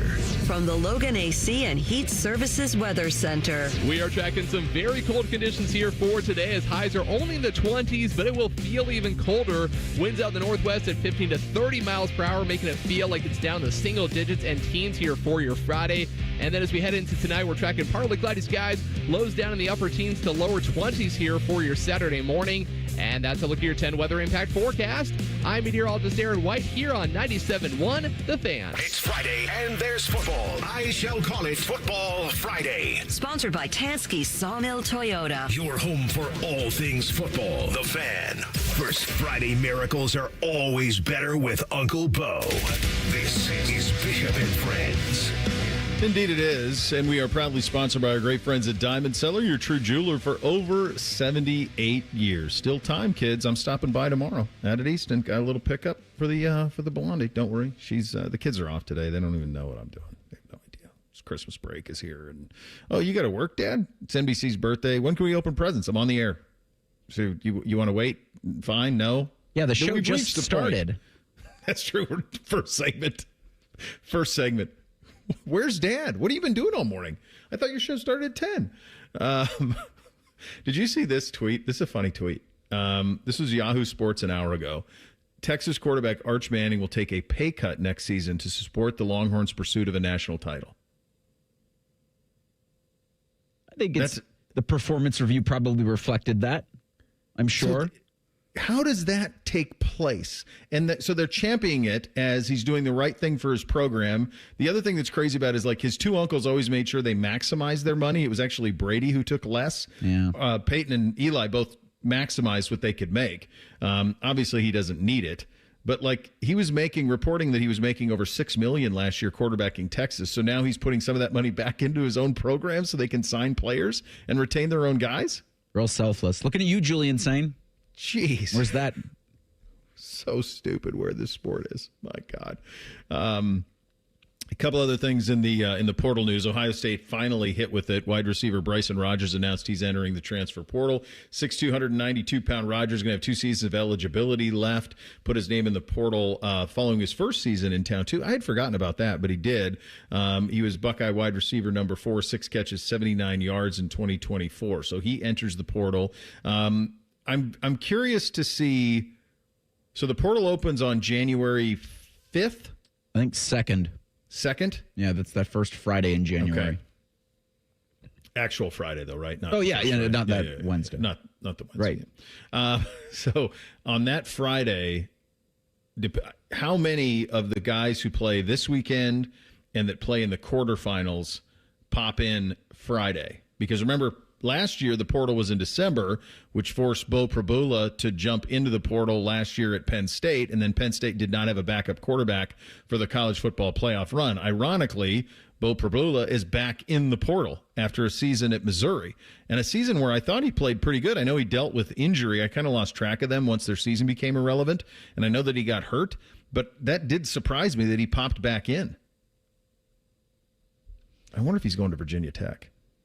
That was kind of where I was like, some of these you can kind of connect to where they've got relationships now where new coaches are. I have heard he was good this season. Yeah. I have heard that Virginia Tech, my little sparrows are telling me that Virginia Tech is ultra aggressive right now. Ultra. So maybe explains why Franklin took that job as quickly as he did. Like maybe they were really organized and they've got the alumni base going. That's the only thing I could think of with Prabula because he had a really nice year at Missouri. Yeah, that was interesting to see him pop in there again. It'll be interesting to see, as you talked about, how many of these guys pop in there, pop out of there. Are they going to stay with their teams or not? Because like Bo Prabula last year, he left Penn State and went on in search of a new team. Devin Brown stayed with Ohio State and stayed the whole way through the national championship run. Was that good for him or not? Who knows? Did he lose out in the musical chairs? Who knows? And I think it's going to be interesting to see here with Ohio State this year, and Lincoln Keenholz, the same thing. Does he hop in the portal? Does he stay or does he go? That could have a big impact on what happens in this college football playoff. Well, true, and because they use Lincoln in short yardage, like that's happened this year. So if he's not here, obviously they can't use him. I don't think you can argue that it hurt Devin Brown. Of course it did. I mean, he ended up at Cal. There's all this talk that was pre-negotiated, that he was, that's where he was going to there was whispers that that's where he was going to go anyway, but he didn't officially put it in. Only folks up at the Woody would know that, and obviously Devin would know that. But did he have more options before? Because he goes to Cal, and then he lost the job to the true freshman kid, the 5-star quarterback who initially was committed to Oregon, I believe, and then flipped to Cal and then started last year. But is Devin in it this year? That's the thing. You lose track of some of this stuff, man. Like some of these guys bounce around so many times. Like Bo Prabula will be on his 3rd team this year. And there's more examples of this, of guys playing at 4 and 5 places. And I think about Dylan Raiola, who's in the portal this year, and he's saying, well, I need to go someplace where I was developed. Or if you just stayed at either one of the 2 places you were originally committed to, you would have been properly developed. Sounds like at Florida with DJ Legway, he went and had a meeting with the new coach. And the new coach was like, could basically take him or leave him. It's kind of the way that it seems, that he didn't get assurances that he would be developed in a certain way. So he's out there too. Going to be fascinating. I don't know what's going to happen with the Buckeye roster, but there's going to be portaling because they're being contacted right now. Yeah, all I'd say is just go get Chaz Coleman, who I didn't know his story out of Warren, where he played defensive end this year for the Nittany Lions, but he was a great quarterback coming out of high school. I mean, he's a phenomenal athlete. I think he was basketball too. But that's, I think, your top portal target if you're Ohio State. I think he's the number one portal prospect in 24/7's rankings. It's interesting. You got Chaz Coleman, number one. Brendan Sorsby is two, the quarterback for Cincinnati. And he's being linked heavily to Texas Tech. And that would make sense. But it's wild that you got Cincinnati starting quarterback, maybe a hotter prospect or a commodity in the portal than Lagway and Raiola. Yeah, I think what you want, Sorsby is kind of the Mendoza. Right. Right, where the other two were highly regarded out of high school, had kind of mixed seasons as starters, both thrust into it as true freshmen, both presumptive stars as sophomores. Didn't quite work out for either one of them. Meantime, Sorsby's kind of taken the other path for it. As for Chaz Coleman, I think that if it's about money, he's not coming here.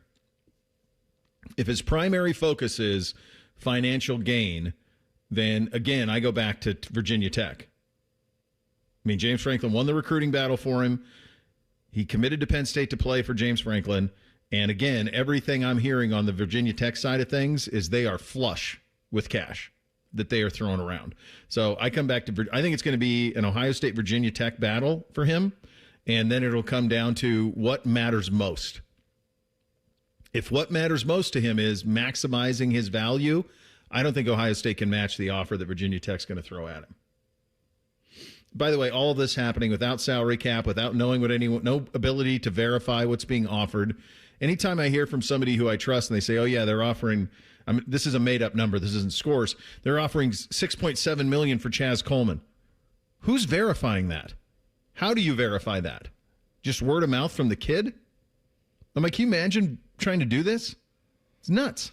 And the Chaz Coleman thing is super interesting because you obviously have two defensive ends that are leaving. You were worried about defensive line depth this year. Yeah. And I can't remember if it was Austin or if it was Byrne, but it was one of them.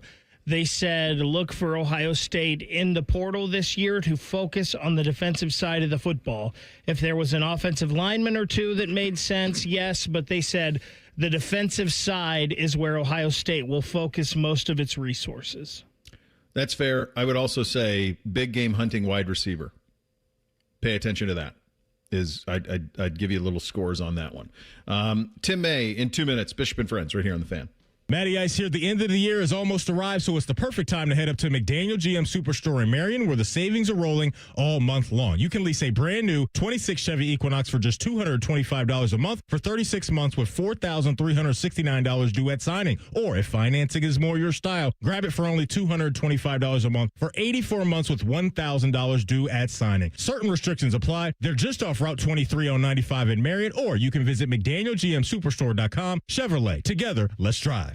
What can ADP do for small business? We help answer the business questions, like how do you track employee time? How do you do payroll taxes? Or what does compliance even mean? So small businesses can focus on bigger questions. Now florists can ask, can we invent another holiday to sell bouquets? Pizza shops can ask, how do we stuff a calzone into a pizza crust? And pool cleaners can ask, what is that thing in the filter? These are the questions you can focus on when ADP takes care of the business of your small business. ADP for small business. Sloman's Home Security has an exclusive deal. A free home security system with free professional installation and 24/7 central station monitoring when you use their low-cost central station monitoring. That's right, free system and professional installation. Dial pound 250 on your cell and say keyword Sloman's. Your system includes a touchscreen keypad, 3-door or window sensors, a motion detector, notifications, and remote keypad access, so you can check in anytime from anywhere. You can't put a price on peace of mind. At Sloman's Home Security, we believe every family deserves to feel safe, because protecting what matters most shouldn't be complicated or expensive. Dial pound 250 on your cell and say keyword Sloman's to get your free home security system and professional installation today. Sloman's Home Security, protecting families nationwide. Dial pound 250 on your cell and say keyword Sloman's. That's pound 250, keyword Sloman's. The Fan Guest Hotline is sponsored by Right Way Heating and Cooling and Bryant, doing whatever it takes to keep you and your home comfortable. The Fan. If you You say something with enough confidence, it must be true. You're listening to Bishop and Friends. It's a Friday at 10:30. We head out on the Bryant Heating Cooling Systems fan guest hotline. Conversation with our great friend Tim May. The Tim May Show with Clay Hall, and of course right here on the Fan as well. Let's do a regular season recap, if you will, my friend. When you think back of this Buckeye football season that we all kind of took in with the understanding that we still theoretically will have 3 games to play, and I think most people expect that. What are some of the storylines that jump out to you? Was there anything that surprised you? Was there anything that exceeded what you thought was possible? You talking about with Ohio State? No, Bethune-Cookman.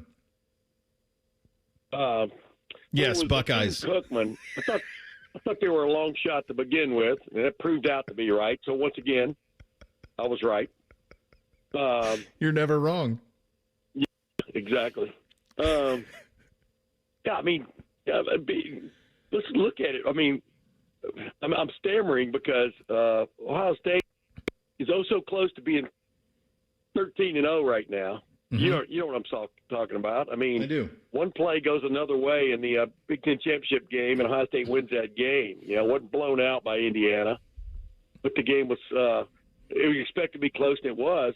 But what has come on? I mean, several guys have really stepped up. I mean, Jalen McClain, for example, they've got a double whammy at safety like they had this time a year ago with Lathan Ransom. The defensive line has come along. Caden McDonald, which I said, even on this show, like a couple of months ago, I thought he could be the best defensive tackle in the country. That's been proven, at least by the award issuers. I'm just talking about, issues that seem to be there going into the year. Right guard, that's still a question, right? Yeah. So, past that, I mean, this team has come along like we thought. Julian saying is the quarterback Nick Saban recruited. Yeah. And now he's plying his trade up north.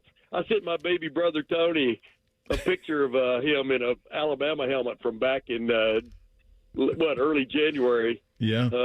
Of this year, with him with the Alabama number 7 helmet on. I said, he looked pretty good in that for a while.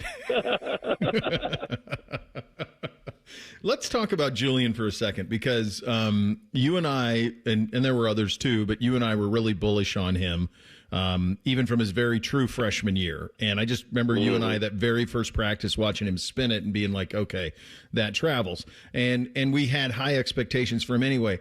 But Tim, you never know until you know. And I think I go back to the Texas game with him and the way he played. That was like a warm blanket on the season for me, because I thought it felt like he could take on even more than they were giving him. And I thought he was the best quarterback on the field in that game. And then he ended up being that in almost every game he played the rest of the year. But it is strange for somebody who you have the highest expectations for anyway to then go ahead and exceed them. Yeah. It's kind of like, I don't know, going to see somebody. I mean, analogy of going to see some talent you've heard about, but now they're on the big stage, on Broadway, and do they step to the front and deliver? And that's it. That's exactly what he did. I mean, the first big pass he threw, the one to Carnell Tate, for the touchdown against Texas. Yeah. It was slightly short, but extremely accurate, if you follow my drift, and almost like he also was carefully stepping out and letting it fly, So from that moment on, you go, hey, this guy's got what it takes. And it's funny, because now we're sitting right now, and I imagine he's getting a pay raise for next year. And the guy he went against in that game, Arch Manning, sort of famously now is taking a pay cut. Right. Yeah, but I think that is, it is. It's crazy time. Any of this stuff's legal. Like, like putting these, we're signing contracts, like releasing all this stuff. Like, what are you signing a contract to do? Like, they're not supposed to, none of it's binding. Like, these NIL contracts can't be binding. So, like, I don't know what the hell's even going on with that part of the sport, well, Tim. 1099, it's the 1099 you're issued at the end of the year, keeps them from hiring you as a full-time employee or a contract. Hey, Bo, I keep bringing up that word, man. Brought up with you, me, and Doug Lesmerises. I told you about our conversation way back 3 years ago in the parking lot. The only thing that solves this is contracts for the players. And it's NFL. So far, everybody is still reluctant. I don't know why they're reluctant to go to that, because it gives you control to a certain extent and affords them rights. And you can have a collective bargaining thing from there. But until they get to that point, a mini NFL model, we're going to be sitting here talking about this 3 years from now. Yeah, nothing will change until they do it. It's literally the only thing that'll fix it. One thing that I got a little wrong, the spirit of it wrong. I mean, I get a lot of things wrong, but one of the things I definitely got wrong was I thought that the team that we would see going forward, and we may see it because you're climate control or Miami the rest of the way, I thought this would be a spin it, play with tempo, throw it all over the place offense, and that's not necessarily what we saw this year. No. We saw Ryan playing a long game, fewer possessions, fewer plays. He knows he's got 16 games. He took a little different approach even in the big games than I thought, and including in the game a couple weeks ago against Indiana. Yeah, but he threw it out there pretty early about what their intentions were in that regard, because obviously all of us watching the team, and then asking questions, that was after the first several games, you knew what they were up to. Less jeopardy, less exposure means less jeopardy in terms of physically, and also it's not just the injury aspect; it's the tread, the wear on the tires that he and Mickey Marotti were concerned about, and the training staff. And I think, with the exception of not getting it done against Indiana in the crunch there when they couldn't get the touchdown and then settled for the field goal attempt, and that was that, right? I think this has been pretty well played by Ryan Day and his staff. Now what he's dealing with right now is what all four bye teams dealt with last year, was how do you stay sharp and fresh with a little bit of an edge over these many weeks. As we sit here right now, they still don't even know who they're playing. Right. And it's still, a week and a half to go. I know Matt Wilhelm and I talked about that on my Tim May show earlier this week, just about how that 2002 team stayed fresh.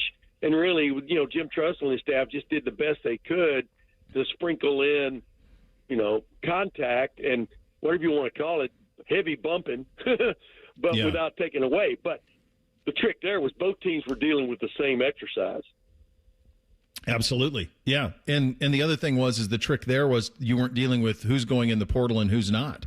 Correct. And my guess is that Ryan and Pantoni are trying right now to pre-work on the portal is my guess, so that by the time it opens, they know exactly kind of what they're offering and who they want. And I'm guessing that they're having very transparent conversations with their own roster too. And this is completely broken. Obviously, we all know it, but this is the rules that we have to play in right now. And I think that adds to kind of what is a chaotic month of December, even though you're not playing games. Yeah, I mean, so far as you well know, I mean, Bryson Rogers, the wide receiver, at least latest, is the only one that we know that's jumping in there of repute. But, you got to see what's coming in the door, too, right? Yeah. Chris Henry is coming in the door. And so in a lot of ways, that makes that makes sense. But no, I mean, when I talked to Mark Pantoni on my podcast in the summer, he said that is what you're dealing with almost on a daily basis, is figuring who's going to be worth what in terms of the revenue sharing aspect of things. And then, of course, they have the NIL that they deal with now and stuff. But the revenue sharing aspect of it too, that's your salary cap, and you've got to meticulously deal with that. You would rather deal with it in like February or March, but some people want to know where they stand. We saw that last year. Yeah. Is there an opponent that you think would be preferential from the Ohio State perspective between Miami and Texas A&M tomorrow? I think Marcel Reed, the quarterback for A&M, is really good and sometimes really bad. Yeah. But which one are you going to get? Carson Beck is going to throw it to you at least twice in a game. That's my take on it. Are you able to get it? If you're able to get it, that flips that game.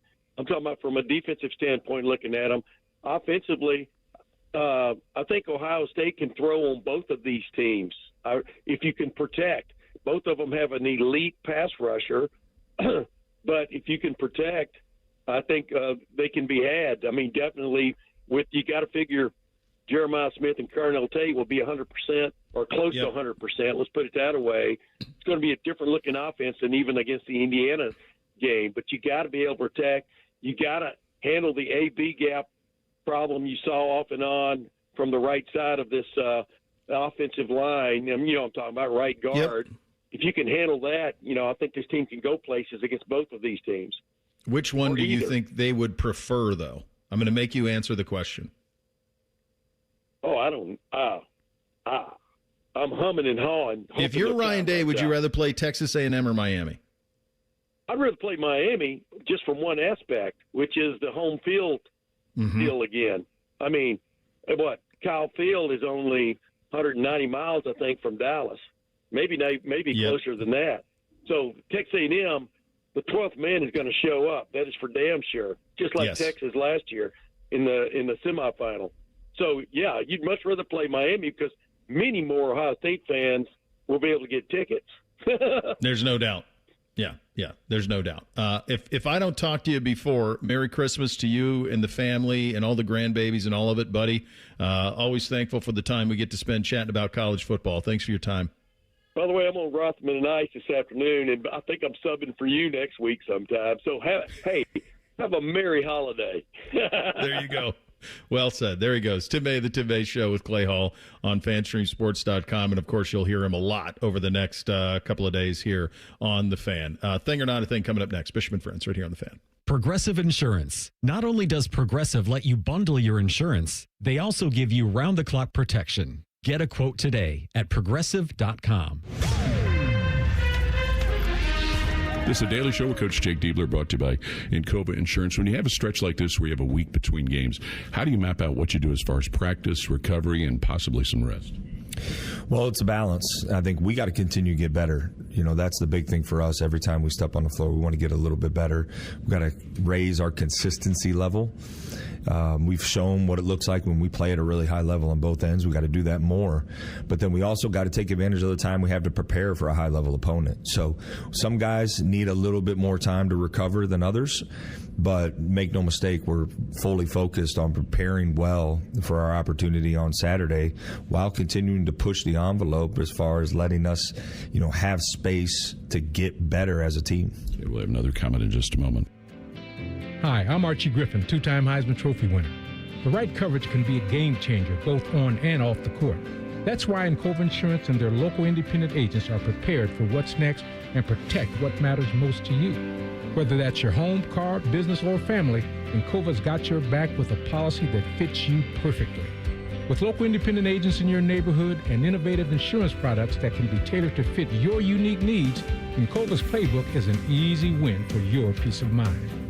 Basketball is full of challenging shots, and life can be too. With Encova, you don't have to do it alone. Your expert agent will guide you and provide insurance solutions so you can confidently manage your risk and count on a financially secure future. For auto, home, and business insurance, you want Encova on your team. Visit Encova.com today to find an agent near you. Encova is a proud sponsor of Ohio State Athletics. Go Bucks! At Ohio State, we are the never afraid to innovate teams, the agile get it done teams, the achieve more together teams, and the improve people's lives teams. Together, we are the Ohio State University. Learn more about Ohio State at osu.edu/impact. Jake, and getting ready to take on North Carolina. I know you talk about it with pretty much each and every game, but what a great opportunity this is for your team. It is. This is a big part of our non-conference schedule. Is a game like this, and we have 5 high major games that we target in our non-conference schedule each season, and so this is a great event doubleheader. It'll be, all eyes of college basketball will be on this Saturday in Atlanta, and it's an exciting platform for us to show how we've improved against a really good team. Still like how this is built into your schedule each and every year? Yeah, I do. This is an event we want to be a part of, and we're going to continue to be a part of and want to be a part of for a really long time. Okay, this is the Ohio State Sports Network from Learfield. 'Tis the season to be hungry at Roosters. That's why for every $50 spent on Roosters gift cards, you'll receive a $10 Rooster Buck back in your stocking. May your holidays be filled with friends and family, love and laughter, and of course, Roosters Wings. Go to roosterswings.com today or drop by any Roosters location to purchase your $50 holiday gift cards and receive a $10 Rooster Buck in return. Happy holidays from all of us at Roosters. Roosters, a fun, casual joint. Toyotathon is on, and there's no better way to get in the spirit of the season than with a new Toyota. Now through January 5th, get 2.99 APR financing on remaining new 25 Tacomas. Excludes TRD Pro and Trail Hunter. Or lease a well-equipped 25 Tacoma SR5 for $259 a month, or 39 months with $39.99 due at signing. With approved credit through TFS, tax, title, and license extra. Call 1-888-36-TOYOTA for details or go to Toyota.com. Toyota, let's go places. Toyotathon is on, and there's no better way to get in the spirit of the season than with a new Toyota, like the best-selling Toyota Camry. Now through January 5th, get 4.75 APR financing on remaining new 25 Camrys. Or lease a new 26 Camry LE for $269 a month for 39 months with $36.99 due at signing. With approved credit through TFS, tax, title, and license extra. Call 1-888-36-TOYOTA for details or go to Toyota.com. Toyota, let's go places. This Christmas, get a bonus AI Essentials course when you enroll in any My Computer Career IT program by the end of the year. That's a $3,900 value. Attend classes online or on campus. Enjoy lifetime job placement support and IT certifications in high demand. Go to mycomputercareer.edu today and take the free career evaluation. That's mycomputercareer.edu, an elite CompTIA certification partner. Conditions apply to AI offer and financial aid is available to those who qualify, including the GI Bill. Bishop and Friends is sponsored by Diamond Seller, your true jeweler for over 75 years. The Fan, Ohio sports destination. Drink recommendations, movie reviews, sports discussion, and whatever the hell Reeser does. This is Bishop and Friends. All right, time for a little thing or not a thing on a Friday. Hit it, fellas. Thing or not a thing. Sponsored by Billiards Plus. Find your next grill and everything you need for the master griller. Billiards Plus on Dublin Center Drive in Dublin. So Texas is still playing Michigan on New Year's Eve in the Cheez-It Citrus Bowl. On Thursday, the Longhorns announced the firing of defensive coordinator Pete Kwiatkowski after 5 seasons and replaced him with Will Muschamp. The 54-year-old Muschamp returns to Austin, where he was the Longhorns DC from 2008 to 2010, and at one point, he was the named successor to Mac Brown. Thing or not a thing? Will Muschamp was so coveted that he was the coach in waiting at Texas, and I'm pretty sure they created the title for him. I think he was the first coach in waiting that I can remember. Jimbo was that at Florida State, but I'm pretty sure the model was Will at Texas. Was the first one that was done. And he was so highly thought of that Florida just hired him to be the head coach. He's been the head coach at South Carolina, too. Is there an SEC school he hasn't coached at? Because he's coached at LSU, Florida, Georgia, South Carolina, Texas, Auburn. I'm pretty sure Alabama. Has he been? The only ones would maybe be the Ole Misses in Tennessee and Vanderbilt and that. But I think he's coached at 7 SEC schools. Yeah, you had it right. It's those schools that he's not. I mean, Oklahoma. He's been to Oklahoma too? No, he's not been to Oklahoma. Okay, so Oklahoma, Missouri, the 2 Mississippis, and Vanderbilt. Is that it? And Kentucky, probably. Yes. Those are the 6. Texas A&M. Okay, there's A&M. So there's I keep forgetting SEC teams. Yeah, you forget who's in. It's just a fascinating thing. Dwayne Aquino was also fired in this, and he was a defensive coach there for a long time under Mac Brown, and then went to Stanford, and then he came back. I don't know if this is a thing or not. I don't think their defense was the problem at Texas this year. I think it was their offense. But sounds like obviously Sark wants a change here, and Muschamp's bounced around on the defensive staffs. I think it's always kind of been a thought, would Muschamp have been better off just staying at Texas and being the coach in waiting and taking over for Mac Brown? Obviously, he went to Florida, and then you've talked about the path that has ensued from there. Sometimes a reunion at places doesn't work. Sometimes it does. This could be a thing if Muschamp can take that Texas defense to a new level. I'm not sure that he can. I mean, he's obviously a good coach, though, because he keeps getting hired. Yeah, he's got a really good network of coaches. The other thing that I was thinking about with this from the Muschamp perspective, yeah. So he was the DC at Georgia. He's been at Georgia since 21. Interesting. If you've got absolutely nothing to do tonight, I have something to keep your eyes on tonight in a second. But earlier this week, former 5-division boxing champion Terrence Crawford retired from the sport. The announcement came just 3 months after Crawford became the only boxer in the 4-belt era to become an undisputed champion in 3 weight classes. He accomplished the feat when he defeated Canelo Alvarez for the undisputed super middleweight championship back in September. In other boxing news, Jake Paul's going to fight Anthony Joshua tonight in Miami. The 28-year-old Paul headlines a card that'll be live on Netflix starting at 7. The main event's expected around 10 o'clock. Joshua most recently knocked out former UFC heavyweight champion Francis Ngannou in under 2 rounds back in March of 2024. At the weigh-in last night, Paul came in at 216.6. Anthony Joshua, 243.4. Thing or not a thing? Well, I think these are all fixed for the Jake Paul person anyway, so I don't really care about any of this. But my hunch is that, like, if Anthony Joshua tried, again, my boxing knowledge, I used to pay much closer attention than I do now. And by when I mean used to, I mean like 25 years ago. I would think that if Anthony Joshua wanted to bury Jake Paul, he could pretty easily, right? So I am not someone who believes that Jake Paul is actually a bad boxer. I do probably believe that these things and these fights have been kind of staged and fixed. But I've watched some videos of Jake Paul training with some of the guys he's training. He's got really quick hands and he's very powerful. Yeah. So I think Jake Paul has kind of done himself a disservice with the way he's done this. Obviously, he's made a ton of money, so you can't argue with that.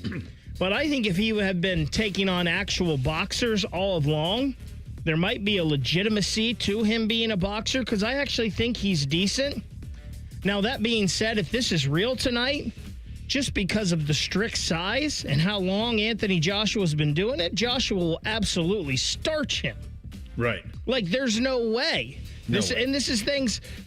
I don't even know how this is sanctioned. Like, I've never seen a 243-pound man fight a 216-pound. Maybe they're both just heavyweight, and it's over whatever the heavyweight limit is, so who cares? And as long as you're under 265, I believe, you're okay. But if this is real tonight, this is going to be... It's 30 pounds. This is going to be a murder. Well, and how tall is Anthony Joshua? Isn't he tall? Taller than Jake Paul, and I think Jake Paul's he's about 6'4". 6'4". Yeah. Oh, 6'6". Wow. And that's not program height. He's a legit 6'5", 6'6". Yeah, because in boxing, they have to have accurate heights and weights. Like, how can Jake Paul even get near him? Well, I've heard chatter that there's a no knockout clause in the contract where Anthony Joshua can't knock him out. But I don't know if that's confirmed or not. That would go lean to Baker's point of it's rigged. So then we just have Mike Tyson versus Roy Jones, and who cares? Yeah, that's nonsense. All right, we're going to do the Pete Thamel cut here, Baker. He had some comments on the situation that Arizona State is in, trying to keep Kenny Dillingham. The difference between Arizona State and Michigan and Alabama and whatever has always been pronounced, right? Let's not kid ourselves. It's always been pronounced. Yeah. I don't think it's ever been more pronounced than it is right now. Look, Kenny Dillingham went and took a backup quarterback from Michigan State and turned him into a first-round pick playoff contender, right? So Kenny Dillingham went, found the guy, worked with him, turned him into a star, and helped him, right? Sam Levitt had a lot to do with this. Sam Levitt's a talented guy. So I'm not just saying this is like Kenny's like some magic puppeteer, but you find your guy that in past generations of college football, you'd walk in lockstep with, and he'd come back for the Hall of Fame in 20 years, And that guy just says, you know what? I'm going to go get paid. And that's not a criticism of Sam Levitt by any means at all, but it's just sort of like the modern reality is that you can find your once a generation guy, and he can soon become LSU or Oregon's just the next in the assembly line guy. I've not talked to anybody about Arizona State about this, but that reality, that looms large, man. Like, we could do it all right and still just have somebody come in, money whip our guy, pull him out, and send him on his way. That's hard. Thing or not a thing. So I think he just explained the difference between Arizona State and Michigan. Is that what the attempt was there, that wouldn't happen at Michigan? Which, by the way, I don't know that it wouldn't. Bryce Underwood may be gone anyway. Like, I think this can happen anywhere. Anywhere. I mean, yeah, for a coaching change, okay, fine. But we have Alabama starting quarterback. Like this, I don't think that Arizona State's any more affected by this than Michigan would be. It's not even about the history of the program. It's something you have to you have to start to wrap your head around. Texas Tech's an example of this. Vanderbilt, Indiana. It's about, is your alumni base ready to spend? And if they are, you can do it anywhere. And I think maybe that's the point, that Michigan is going to spend more than Arizona State and has more money and resources than Arizona State ever has. So everything's in favor of Kenny Dillingham. If he wants to go win and get the best players, head to a school like Michigan. Yeah, that could be. Final hour of the program coming up next. Doug Lesmerises at 11:30. What we learned this week, well, I'll do a little know the scores on the college football playoff picks as well. That's coming up next. Bishop and Friends right here on The Fan. Question from a listener: do you dopes ever get tired of talking about Ohio State? No. The Buckeye Show. Weeknights at 6. The Fan. Everyone deserves a great car, regardless of credit. At Capital Ford of Columbus and Whitehall, we say yes to all credit types. Explore our selection, get financed in minutes, and own the road. Stop in today or visit us online at capitalfordofcolumbus.com. Would you enjoy watching a football game if the officials were paid a bonus for every flag they threw? Or a basketball game where the refs got paid for every foul they called? Okay, how about hiring a furnace and AC company that pays its technicians by the number of parts they can sell you? Hi, this is Dennis, president of Care Heating and Cooling, and today, this is how many companies operate. They call it performance pay, and it rewards technicians by paying them more for billing you more. Why is this bad? Because it abuses your trust in a technician to be treated fairly and honestly. At Care, we've been family-owned for 31 years and have always paid our technicians by the hour for repairs. We'll show you exactly what needs to be fixed and why, and give you our low upfront cost before we start. And unlike other companies, our technicians will never be rewarded for throwing more flags. Our Central Ohio-based staff is here for you 7 days a week. Care Heating and Cooling. Book an appointment online at careheatingandcooling.com or call us at 1-800-COOLING. When you need a company you can trust. Life's better with American Family Insurance because we know you love working weekends. If it means working on your dream home, both inside and out. And we're here to help protect those dreams so you can enjoy peace of mind. Save up to 40% when you bundle home and auto. American Family Insurance. Get a quote and find an agent at amfam.com. Products not available in every state. Some exclusions apply. American Family Mutual Insurance Company SI and its operating company 6000 American Parkway, Madison, Wisconsin. Sloman's Home Security has an exclusive deal. A free home security system with free professional installation and 24/7 central station monitoring when you use their low-cost central station monitoring. That's right, free system and professional installation. Dial pound 250 on your cell and say keyword Sloman's. Your system includes a touchscreen keypad, 3 door or window sensors, a motion detector, notifications, and remote keypad access, so you can check in anytime from anywhere. You can't put a price on peace of mind. At Sloman's Home Security, we believe every family deserves to feel safe, because protecting what matters most shouldn't be complicated or expensive. Dial pound 250 on your cell and say keyword Sloman's to get your free home security system and professional installation today. Sloman's Home Security, protecting families nationwide. Dial pound 250 on your cell and say keyword Sloman's. That's pound 250, keyword Sloman. 'Tis the season to not feel groggy. I know that's not how the song goes, but it's how the rush of the holidays can make us feel. Eric Reeser here and my friends at Hydrate Me Med Spa have the goods to keep you looking and feeling your best as the year comes to an end. 4 convenient locations in Central Ohio offering medical-grade IV and aesthetic treatments. If you're like me and get a little queasy at the thought of an IV, not a big needle person, I get it. But their staff of incredible certified nurse practitioners makes the process easy. Get your body ready for a successful holiday season by booking your drip today at hydratememedspa.com. Your credit doesn't define your ride. Capital Ford of Columbus and Whitehall approves all credit types, good, bad, or rebuilding. Get behind the wheel today. Call 614-861-7150 or apply online at capitalfordofcolumbus.com. Broadcasting from the Lindsay Honda Studios. Honda makes the cars. Lindsay makes the difference. Visit lindsayhonda.com. WBNS-FM, HD1 Columbus. Good morning. I'm Eric Reeser. The college football playoff begins tonight. Alabama's at Oklahoma for an 8 o'clock kick in Norman. Friday's winner gets Indiana in the Rose Bowl quarterfinal New Year's Day. Ohio State's going to play in the Cotton Bowl quarterfinal on New Year's Eve. Buckeyes will play either Miami or Texas A&M. The Hurricanes will meet the Aggies tomorrow at noon. In the NFL, the Seahawks beat the Rams 38-37 in overtime last night. Seattle occupies the top spot in the NFC. Week 16 in the NFL continues tomorrow. The Commanders host the Eagles, while the Packers are at the Bears at 8:20. In college hoops, the Ohio State women's squad's ranked number 21. Buckeyes are 10-1 after beating Norfolk State 79-45 last night at the Shot. Jake Diebler's squad heads to Georgia to play UNC tomorrow in the CBS Sports Classic. You can hear Ohio State and North Carolina from Atlanta Saturday with pregame coverage starting at 2 p.m. right here on The Fan, Ohio sports destination.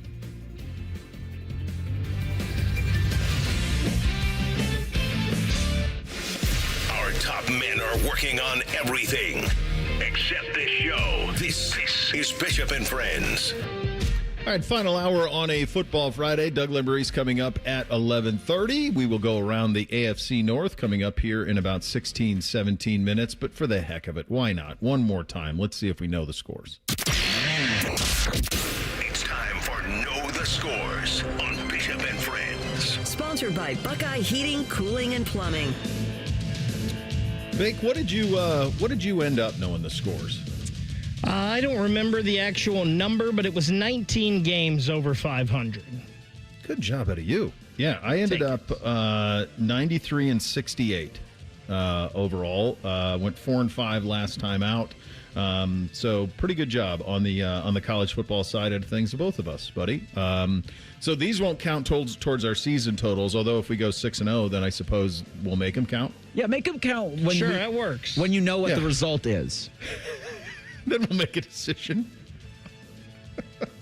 It's your show. Do what you want to. We got our show. We've got 4 college football games. You got couple of 1AA semifinals. Let's have a little fun. Go ahead, Reese. I want to start tonight at Norman at A Memorial Stadium. Unless, can I interest you real quick in the Union Home Mortgage Gasparilla Bowl or the Myrtle Beach Bowl? Who's in it? Just do it live. Do it live. The Gasparilla Bowl has I'll to be write in it. Tampa. We'll do it live. Okay. You pick. You got the 6. If the 4 playoff games, you get the 2 1-delay A games. You can pick any 2 bowls you want. Sight unseen. All right, we're doing today then. Kennesaw State at Western Michigan. It is the MAC champion Western Michigan, a 3.5-point favorite. It's all right. Western minus 3.5. Correct. This is K-State. The Owls of Kennesaw State. There ain't no stopping those Broncos, baby. They're going to row the boats all day long. I got Western Michigan winning this one 38-17. Yeah, I'm not going against the MAC. Go Broncos. They win 31-14. All right, so it's Memphis and NC State at 2:30. Oh, my God. From Tampa. The Wolfpack are 3.5-point favorites. All right. NC State could have maybe been the ACC champions. They beat Virginia. They beat Virginia, but in a non-conference game. That's right. I mean, for the longest time, Memphis was the team that was getting in the college football playoff, right? North Carolina State, I love the Wolfpack, but they don't want to be there. Give me the Tigers. They're going to win 28-27. I'm with you. I'll go outright Tigers on this one. I like the who wants to be there card in this one. Memphis happy to be in Tampa. NC State maybe not. I'll take the Tigers as well, bigly. Yeah, for Western Michigan and Memphis, like they get the week before Christmas, get to go to warmer destinations and just play some football. Tonight, the college football playoff, your first round matchup has Alabama at Oklahoma. The Sooners, a 1.5 favorite, Bo. Yeah, I think Kalen DeBoer is a really good big game coach. I think this is a little bit of an anomaly that they've lost twice to Oklahoma. Cost them a playoff game last time, a playoff appearance last time. Damn near did this time as well. I think Oklahoma's the better team, but I do think somehow, some way, Alabama goes up there and gets the win in this one. Give me the Crimson Tide. Winning a close one. I think it's going to be pretty gross, like 21-19 Tide.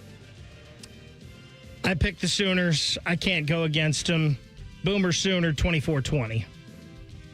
Tomorrow at noon Eastern, 11 o'clock Central, you've got Miami and Texas A&M. It's the Aggies, a 3-point favorite, Bake. I picked in our bracket that Miami would win, so I'm going to stay with that. Give me the U so the Buckeyes can smack them around in the Cotton Bowl. I got Miami. I think it's a little lower scoring than maybe I thought. Miami 24, Texas A&M 21. Yeah, I think I like the under in this one as well. I think it's a bit of a rock fight down there, and it's just going to be a matter of which quarterback makes a few more plays. And I do think the fact that Carson Beck has played in more of these games will help them. I think the fact that it's an 11 a.m. local kick does not help Texas A&M at all. It'll still be raucous. One of the best games I've ever had on campus. But I'm with you. I think Miami goes down there and gets the win. I think we get Buckeyes and Canes in the Cotton Bowl. I like Miami winning kind of a gross game as well. I think really low scoring, 17-16 Canes. No, you're not crazy. This game has happened before. But at 3:30 tomorrow, Ole Miss is going to host Tulane in the college football playoff. It is the Rebs with Pete Golding as their new head coach. 17.5-point favorites, Bo. They're going to be fired up as all heck to begin this game. It's such an exciting game to be at Oxford, but I do think that could turn to nervous energy as it goes along. I think Jake Retzlaff and Tulane make this thing a little more interesting than anybody in Oxford wants it to be. Ole Miss wins, but I don't think it's going to be some sort of an annihilation. I think Ole Miss wins a really fun game, something like 35-28 or something like that. So give me Tulane to cover. So I think you're right on the Ole Miss of the part of this with 35. Tulane's only getting 14. Ole Miss covers. All right, we'll go chronologically on Saturday, and we'll head to the FCS, where their semifinal matchups have Brawl of the Wild Part 2. This is Cat Grizz at 4 o'clock in Bozeman, Montana State and Montana. It is the Bobcats, 5.5-point favorites, Bo. Yeah, we went to Missoula and beat the Grizz in the Cat Grizz game at the end of the month. I do think Montana State wins again, but it will be an awfully nervous stadium. I think it's really close. I like the Grizz to cover, the Cats to win in a close one, 27-24. There's no way I'm going against your Bobcats, Bo. Let's go, baby. I'm not doing that. They cover. Montana State 31-21. And the winner there will advance to the FCS championship game in Frisco. Who they're going to face? Illinois State and Villanova play tomorrow in Philadelphia. Tomorrow night, I should say, at 7:30. But Illinois State, the visiting team, they're the 2.5-point favorites, Bake. I don't even know what Illinois State is, daggone it. Redbirds. But Normal Illinois. I've been there. I know Villanova, and they've been on this stage before in basketball. So I'll take the points. Nova with the upset, 35-34. It's one of the most remarkable things what Illinois State has done. They went to North Dakota State and beat the number one team in the country. Then they went to UC Davis and beat them. In their last regular season game, guys, they got bombed by Southern Illinois 37-7. The week before that, they were bombed by South Dakota State. They beat South Dakota State. They got a weird loss to Youngstown State. Weird season for them. But they're favored in this game. It seems like they're on a roll. Give me the Redbirds. Redbirds take care of business and advance to the national championship game. And then tomorrow night at 7:30 in Eugene, it's the Oregon Ducks and the James Madison Dukes. Yep. Oregon is a 20.5-point favorite. James Madison has done a very clever, funny job with their social media.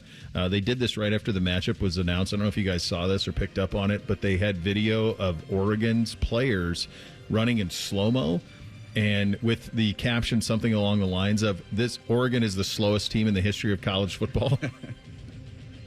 So they trolled them pretty good, which I do enjoy. I think Oregon can win the national title. I think that Autzen, despite the fact that this is just a nonsense game to be in a college football playoff, I think it will be rocking. I think they will send a message. I think that they will look at what happened last year to them against Ohio State and say, that's the team we need to be, a team that is salivating to play every single week, and I think they send a message. I got Oregon by 1.5 billion. Yep. Don't overthink this one. Ducks 41-10. So if that plays out the way that, so then it would be Bama, Indiana in the Rose Bowl, for God's sakes. We both had Miami, right? We So both had Ohio State, Cotton. You had Bama, I had Oklahoma. Okay, so you'd have Oklahoma. Either way, it's Crimson and Cream against Indiana. And a hell of a scene. Yeah. And then Miami, Ohio State would be in the Cotton Bowl. Ole Miss and Georgia, Sugar. And then Oregon, Texas Tech in the orange. Yep. If all of that chalk kind of went the way that we thought. And the only real difference we had was that one. It's going to be fun. I wish that the A&M game was in the afternoon or evening. I think that would make it even better. And I think college footballs get to a point where they're not so afraid of the NFL. It's okay to take an L. You can take an L. The NFL game will do 21 million. You'll still do 6. It's fine. Like, do right by your sport from time to time would be helpful for somebody of the adults in the room as far as that one is concerned. We'll get back to the National Football League. We've got AFC North battles. What exactly do you expect to see at Shedeur Sanders for the Browns? The Bengals are down in Miami against the Dolphins. Joe Burrow against Quinn Ewers in that one, and the Steelers trying to keep their heads above water against the Lions. We'll go over all of that, get you set for the weekend in the National Football League coming up next. Bishop and Friends right here on The Fan. The sound of Paul Keels calling a Buckeye game is erotic. Oh, yes. Your home of the Buckeyes, The Fan, Ohio sports destination. It's the year-end sales event with the Ford crew. It's sales event time, Sam. Temperatures are dropping, but the deals are just getting hot. Time for our annual Ford Holiday Gift Guide. Oh, yeah. Hard to go wrong with great deals on trucks and SUVs from Ford, America's all-time best-selling auto brand. Don't forget the first rule of holiday gift giving, Hank. What's that, Sam? Always remember to treat yourself, too. Well said. Based on Automotive News Almanac historical data and industry-reported sales data from 1909 through 2024 CY. Do you hate holiday pictures because of your teeth? What if a brand new smile was possible? No matter what the current state of your mouth. Welcome to Runyon Dental Group, home of the Implant and Smile Center, where gorgeous, healthy smiles become a reality. At Runyon, we've built a team of some of the most highly trained arch and implant doctors in the entire nation. This isn't an ordinary dental practice. We believe that everyone can have a great smile, including you, especially you.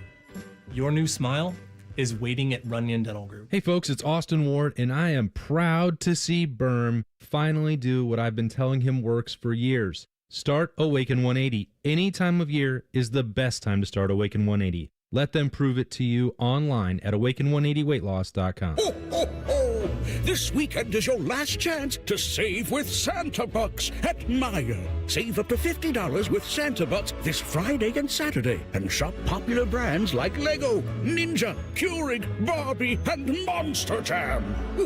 Clip your Santa Bucks coupon in the Meijer app now and get more merry for your money this Friday and Saturday.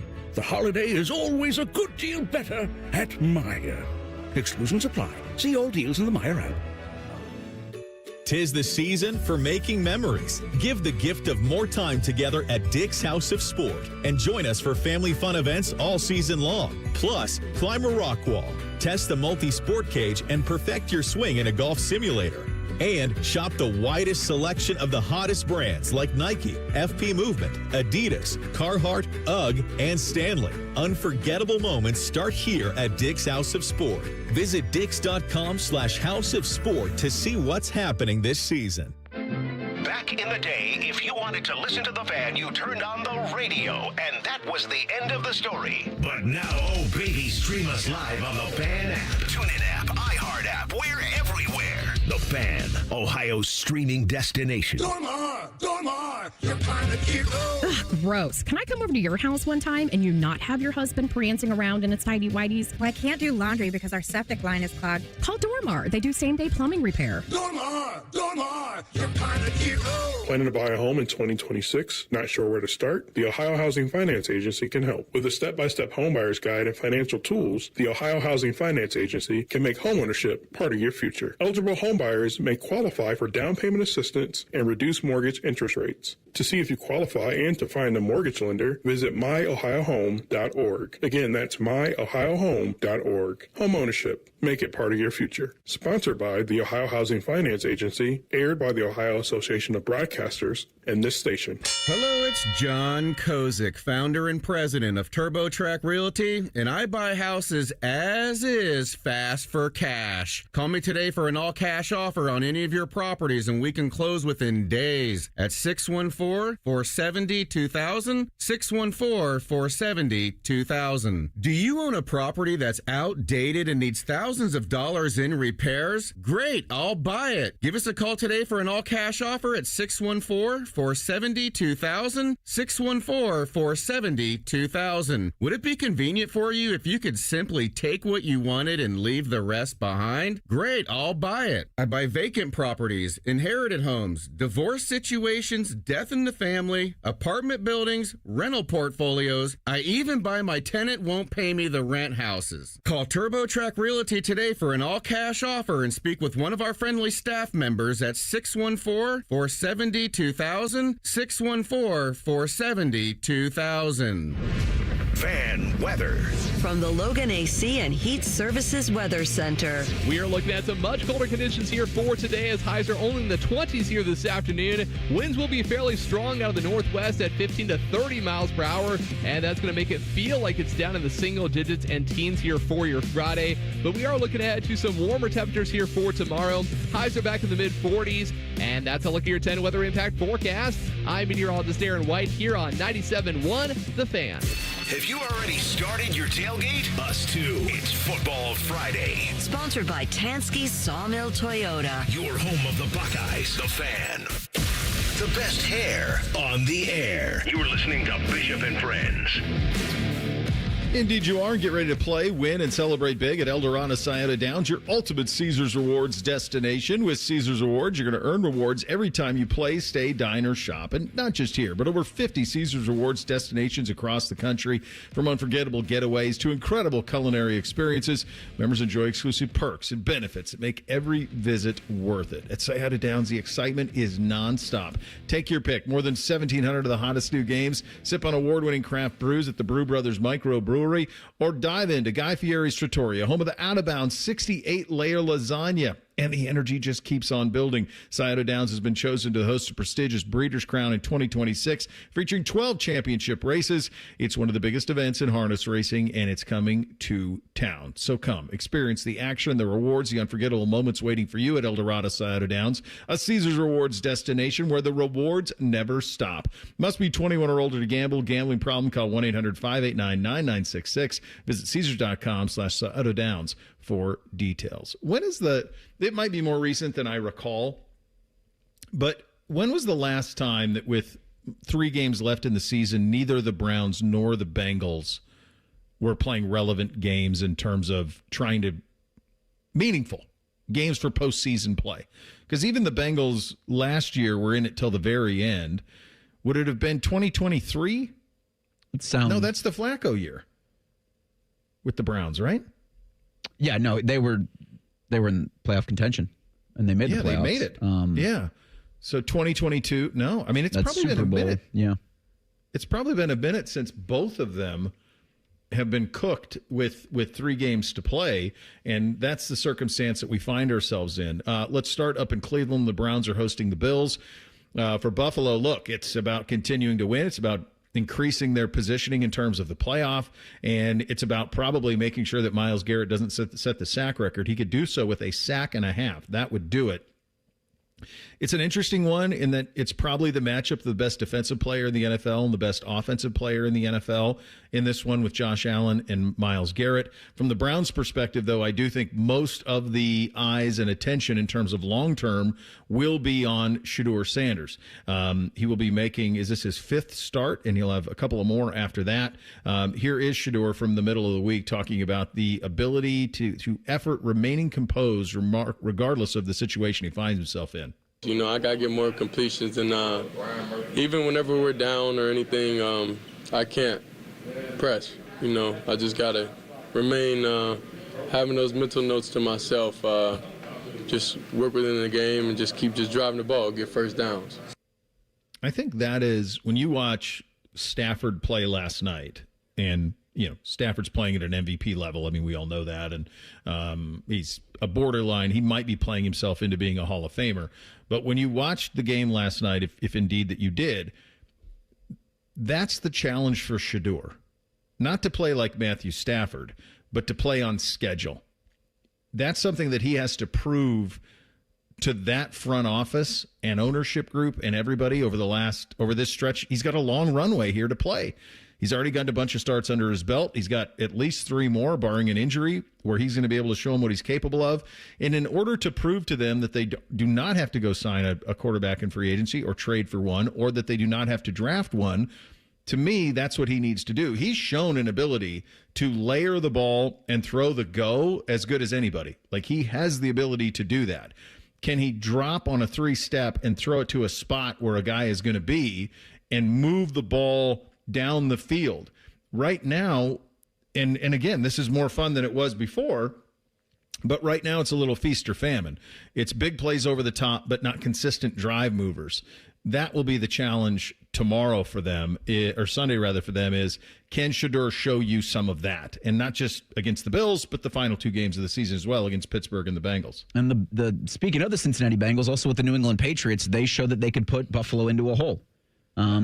Weeks ago, when we talked about what would success look like for Shedeur, this is before the week of the the Las Vegas Raiders game, and you would ask me what success looks like. So then I say 50% completion percentage, 1-to-1 touchdown to interception ratio. I'm going to carry that through the rest of the season, knowing the talent that's around him, knowing the injuries that have been there for the offensive line, knowing that he's got Jerry Jeudy to commit the most ridiculous turnovers or incompletions or even penalties almost humanly possible. For Sanders, he's at 52% right now completion percentage, 5 touchdowns, 6 interceptions. Well, if you have it up right now, you can see that statistically he's worse than Gabriel at everything except yards plus attempts, yards per attempt. Everything else he's below. But it's that ability that you talked about that's not a stat where he can drive the ball down the field. Yes. Has me saying it's Shedeur over Gabriel if you're looking forward to next season. But I also don't think there's a situation where Sanders does anything to hold off the Browns from going and getting a veteran. I think he can. I think he can. He's got the Bills, the Steelers, and the Bengals. He has, up until last week, which was a little bit of a regression, he had gotten better each week. So can he get back on the good side of things against Buffalo?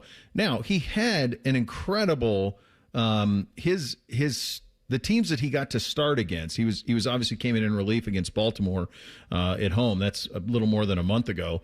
But in the 4 games that he started, he got Vegas, San Francisco, Tennessee, and then Chicago. Vegas is obviously very, very bad. San Francisco's defense does not get to the quarterback, and so there was nothing from a pressure standpoint he had to deal with there. And then Tennessee, he threw it all over the place. 42 attempts, 23 of 42, 364. Last week was the step back. I can't put all 3 of those interceptions on him. Obviously, one of them's on Jeudy. The other 2 are on him. But that completion percentage has got to get up if you're going to say to Browns ownership, hey, don't worry about quarterback. I gotcha. So I do think he can, but I think he can do it. He's got the runway to do this here. This is not some sort of quarterback draft where you say, without question, oh, there's a dude here. Now, I'm not arrogant enough to say that Fernando Mendoza won't be a dude. He might be. He very well might be. The kid at Dante Moore might be a dude. He might be, But this isn't like the draft in 2027 is going to have a lot of guys that you think are going to be the dude. And that's the challenge for them as they try to put together a roster that has a bunch of holes. So, like, if Shedeur can show you something in the last 3, That goes back to what I said in July about him. He's a lottery ticket. And I think most Browns fans would be comfortable accumulating talent. Like you guys, people who cover this team talk about all the time, whereas you've got to have weapons. And the Browns have 2 first-round picks. They have the opportunity, at least in the top 10, to get their pick. And the Jacksonville pick kind of looks like it's slipping into the mid to upper Late 20s. Yeah, that's still a place where you can get improvement on your offense. So I think both of those picks need to be used in that situation. And then if you can accumulate more talent, I mean, if you can have a draft like you did this past year, if you can stack drafts like the 125 and another one like 26 with guys that are ready to go, and you can flip it quickly regardless of who your quarterback is. Reese, my only pushback on that is for about 6 years now, I've been told the Browns had one of the most talented rosters in the NFL, and it got them nothing.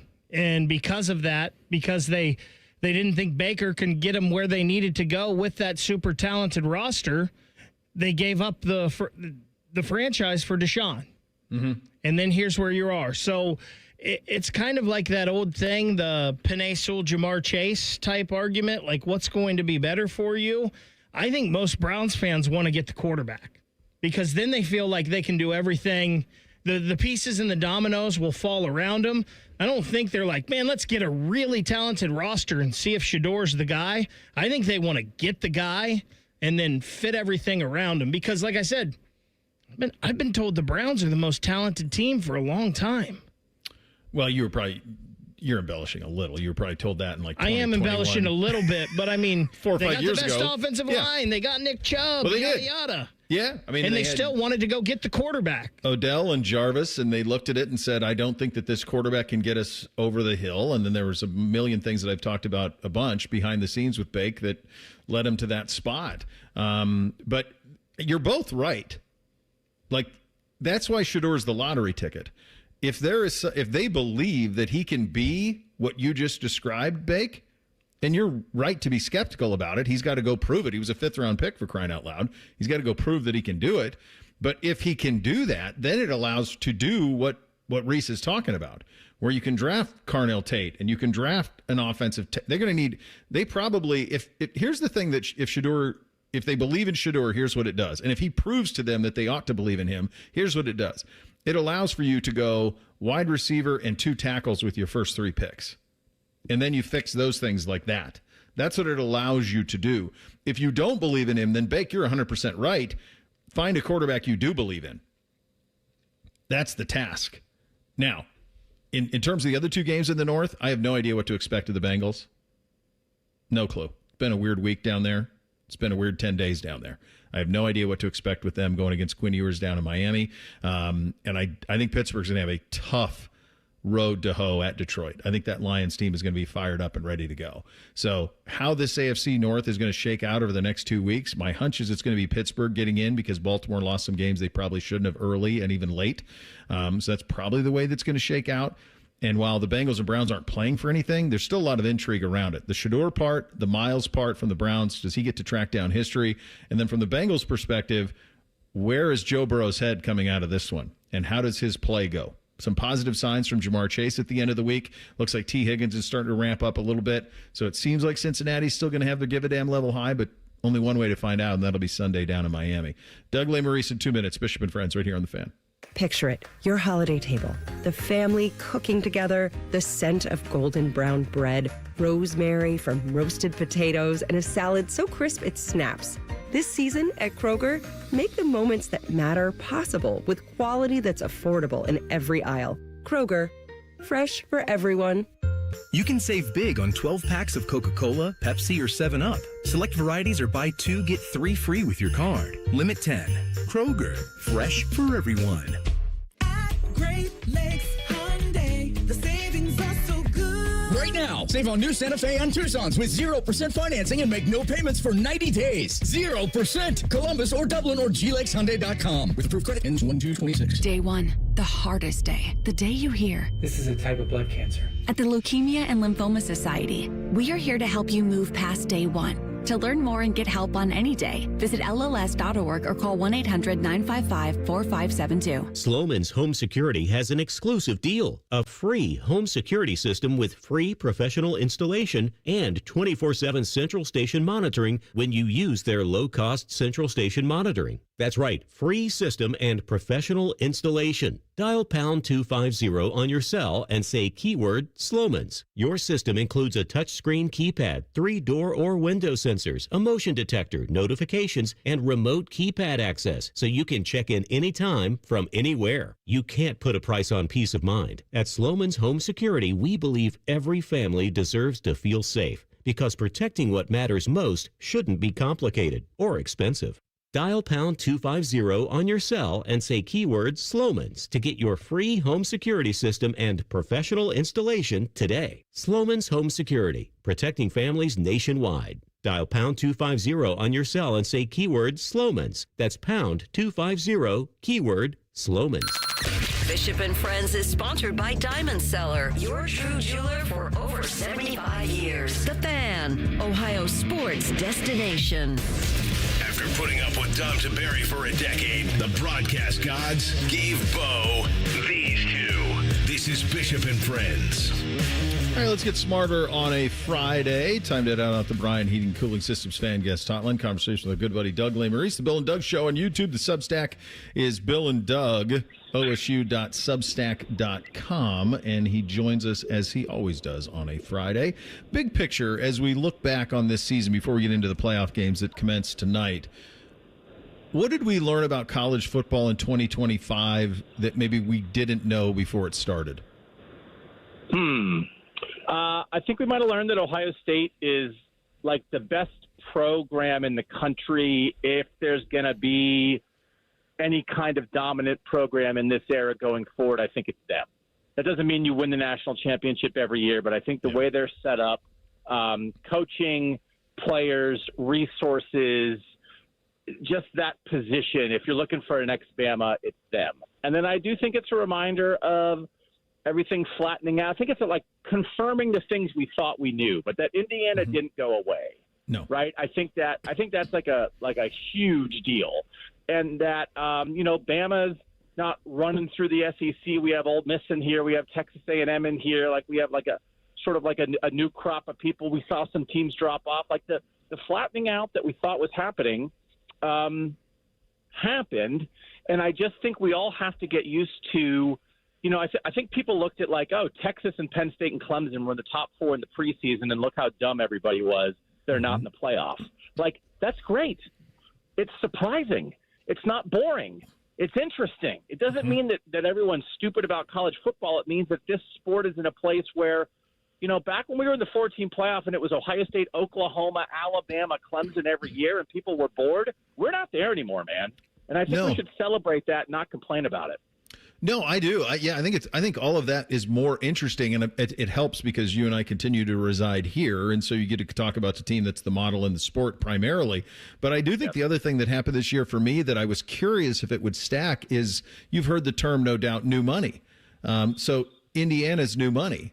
Vanderbilt's kind of new money. Vanderbilt got the kid that with the number 1 quarterback in the country to flip from Georgia to Vanderbilt.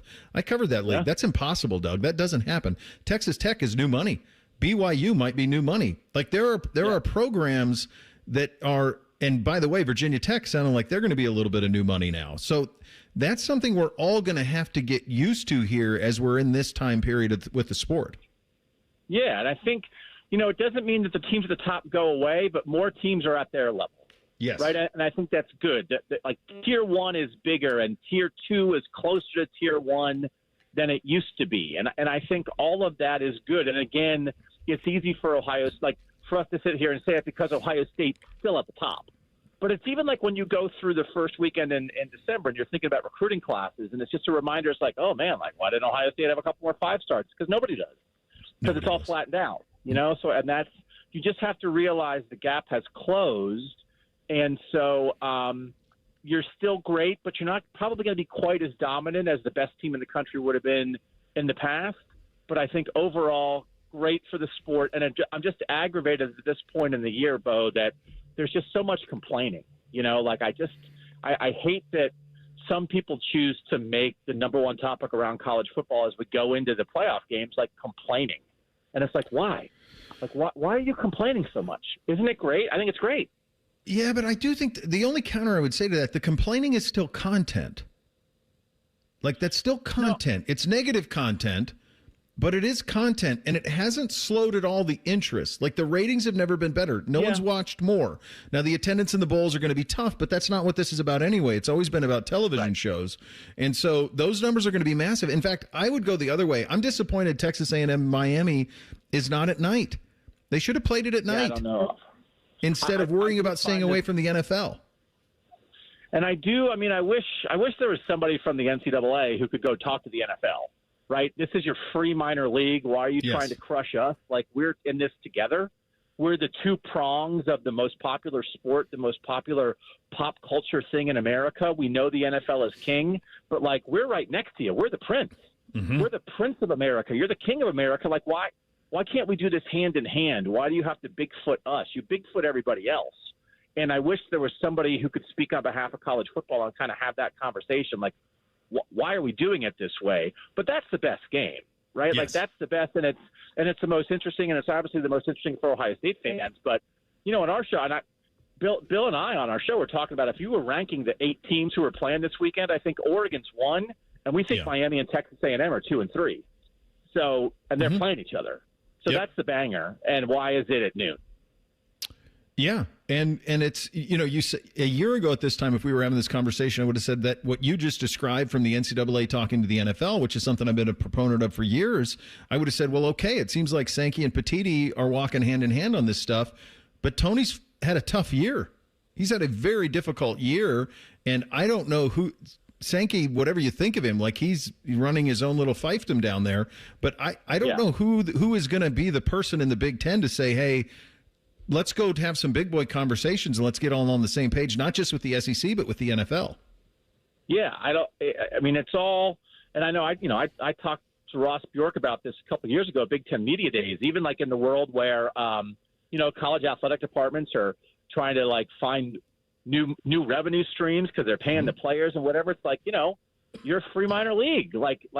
It's not like you're going to shut the NFL out or you can't threaten the NFL. But college football serves the NFL, and the NFL gains something from college football. What does college football gain from the NFL? Like, kind of nothing.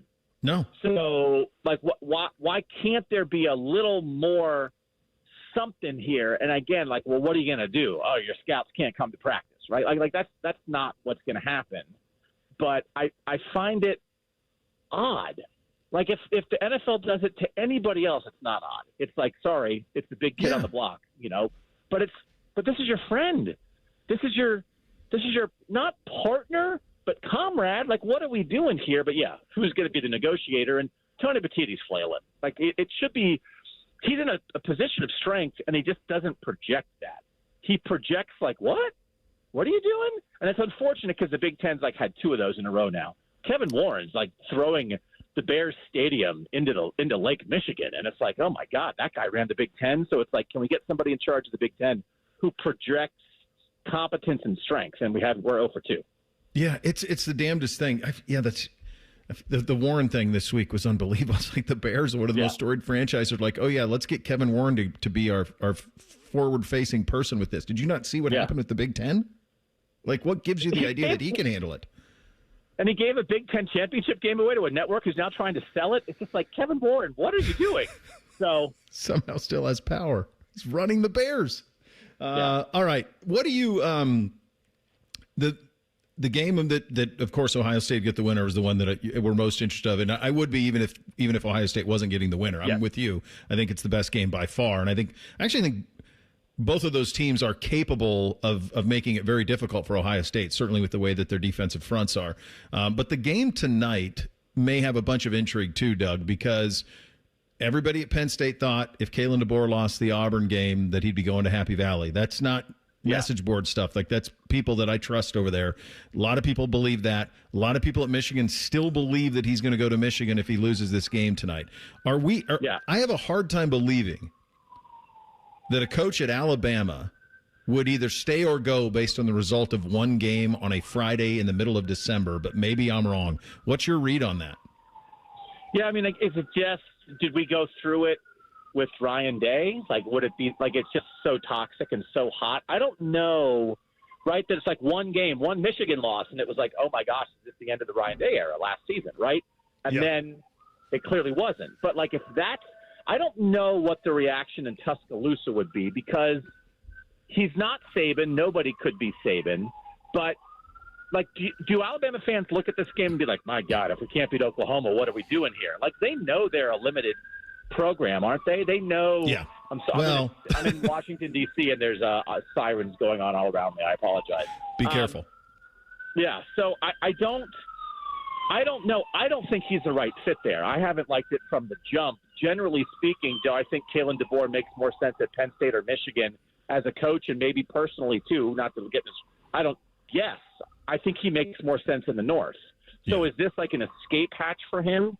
Is it much like as an excuse for him as it is them driving him out? I just think it was a weird match. I think it was the wrong match. So I don't like, on one hand, you're saying like, yeah, well, you know, they know they're not that good, but really, are they both sides maybe just looking for a reason to get out of business together? Yeah, it could be. Which matchup is more interesting to you for Ohio State, Miami or Texas A&M? I mean, I think Miami, but I also think Miami is more difficult. Like the Miami history, it's going to be easy for all of us, right? Like, we're just going to do that. Yep. But I mean, I like everything about Miami except their coach and quarterback, which is like a crazy thing to say. Right. But I like both lines. Like, and I don't know, like that matchup, right? Like that, both lines, the Ohio State's offensive line against Ruben Bain and those guys, and then like Miami's got some dudes up front. It's like, you know, that might be able to try to handle Caden Curry and Caden McDonald. Like, I think that's real. Do I think Mario Cristobal is going to game plan it better than Ryan Day? No. Do I trust Carson Beck, who threw 4 picks and the Louisville loss in a big game? No, I don't trust Carson Beck, but they have NFL players. Yep. So, like, there's a little bit of something there. Like, I think we'd have fun talking about it, but I like angry Miami who thought they were out and now they're zombies back from the dead with NFL talent is like, like that could be, that's not a gimme, right? Whereas I think Ohio State would have an easier time with Texas A&M, but man, we'd have fun talking about and watching Ohio State and Miami play in a playoff game. That's the right answer, but if it goes the other way, I am very interested in shutting up those yell leaders at Texas A&M. Oh. Like, those guys drive me all the way nuts. So, yeah, that doing it down there, that'd be fun. Yeah. Mike Elko seems like a dude, right? And he's like a northern guy. It's like, Mike Elko. But it's like the rest of it, it's like, oh, yeah, no, let's we get some Big Ten SEC Ohio State yell leader. Like, we could have some fun with that. We'll handle that, buddy. Good talking to you as always. Thanks for your time, pal. All right, brother. Happy holidays, man. You too. There he goes. Doug Lesmerises, The Bill and Doug Show on YouTube. The Substack is Bill and Doug, osu.substack.com. Get you 3 things on a Friday. Coming up next, Bishop and Friends, right here on The Fan. Winners of the prestigious Platinum Microphone Award every year, given to the best radio station in the world. No need to look it up. It's real. The Fan. Are you looking to hire? ZipRecruiter finds the best candidate for your job fast. Try ZipRecruiter for free at ZipRecruiter.com/free. ZipRecruiter.com/free. Call the folks at Buckeye, night or day. My furnace is still heating, but something's not quite right. Seems it's working awfully hard, but I'm so cold at night. Let us have a look. We'll figure out what's wrong. We'll recommend the best plan to get it running strong. Get a free diagnostic furnace check with repair. Call 614-683-9911. Call the folks at Buckeye, night or day. Hey, it's Matty Ice. Are you in need of a dependable truck for the long winter months ahead? Well, then my buddies at McDaniel GM Superstore in Marion have just what you're looking for at the best price around. You can lease a brand new 26 Chevy Silverado 1500 for just $339 a month for 36 months with $1,379 due at signing, or you can save up to $15,000 off MSRP if you finance. Certain restrictions apply. They're just off Route 23 on 95 in Marion, or you can visit McDanielGMSuperstore.com. Chevrolet, together, let's drive. I was in foot pain for 20 years, trying to give it relief, buying all these different insoles. Drugstore insoles, custom insoles. I spent thousands of dollars. I bought all these products, and not a single one worked. I really, truly needed to have relief in my feet. And the Good Feet arch supports were what gave me the relief I needed. For over 20 years, we've been helping people like Teresa actually live the life they love without their feet getting in the way. They wanted to make sure that I got something that my feet felt good in, not somebody else's feet. I love the fact that I can wear these arch supports in all my shoes. I have boots, I have cowboy boots, I have running shoes, I have walking shoes, I have flat shoes, I have heels. It makes me so happy. If you ask my husband, he will crack up because there is no store I would rather go in than a shoe store. I'm Teresa, and that's my Good Feet story. See what we can do for you with a free personalized arch support fitting at the Good Feet store. Visit the Good Feet store on Polaris Parkway near the Polaris Mall or on Stringtown Road at Grove City. Gift big this year with a Home for the Holidays raffle. You have a chance to win a beautiful new custom home or cash prize this holiday season and help make wishes come true for Make-A-Wish kids with critical illnesses. Raffle proceeds benefit Make-A-Wish OKI, which has granted over 22,000 wishes to children facing critical illnesses across the Ohio, Kentucky, and Indiana region since 1983. This year's house was built by 3 Pillar Homes in the Evans Farm community in Lewis Center and has 3 bedrooms, 2.5 baths, and a 2-car garage. It also includes amazing features like upstairs laundry, 2 covered patios, 1 with a fire pit, a great room with fireplace, mudroom with extended bench seat and open lockers, kitchen and morning room. One lucky winner will be announced on December 24th, so get your $100 ticket now. Just visit ahomeffortheholidayscolumbus.org to buy your tickets. That's ahomeffortheholidayscolumbus.org. Terms and conditions apply. All your favorite and least favorite fan shows are available wherever you get your podcasts. Just type in 971 The Fan to the search bar and hit that subscribe button. It's free. We're the land of the free and the home of the sunburnt, freckled fat guy. Do it now.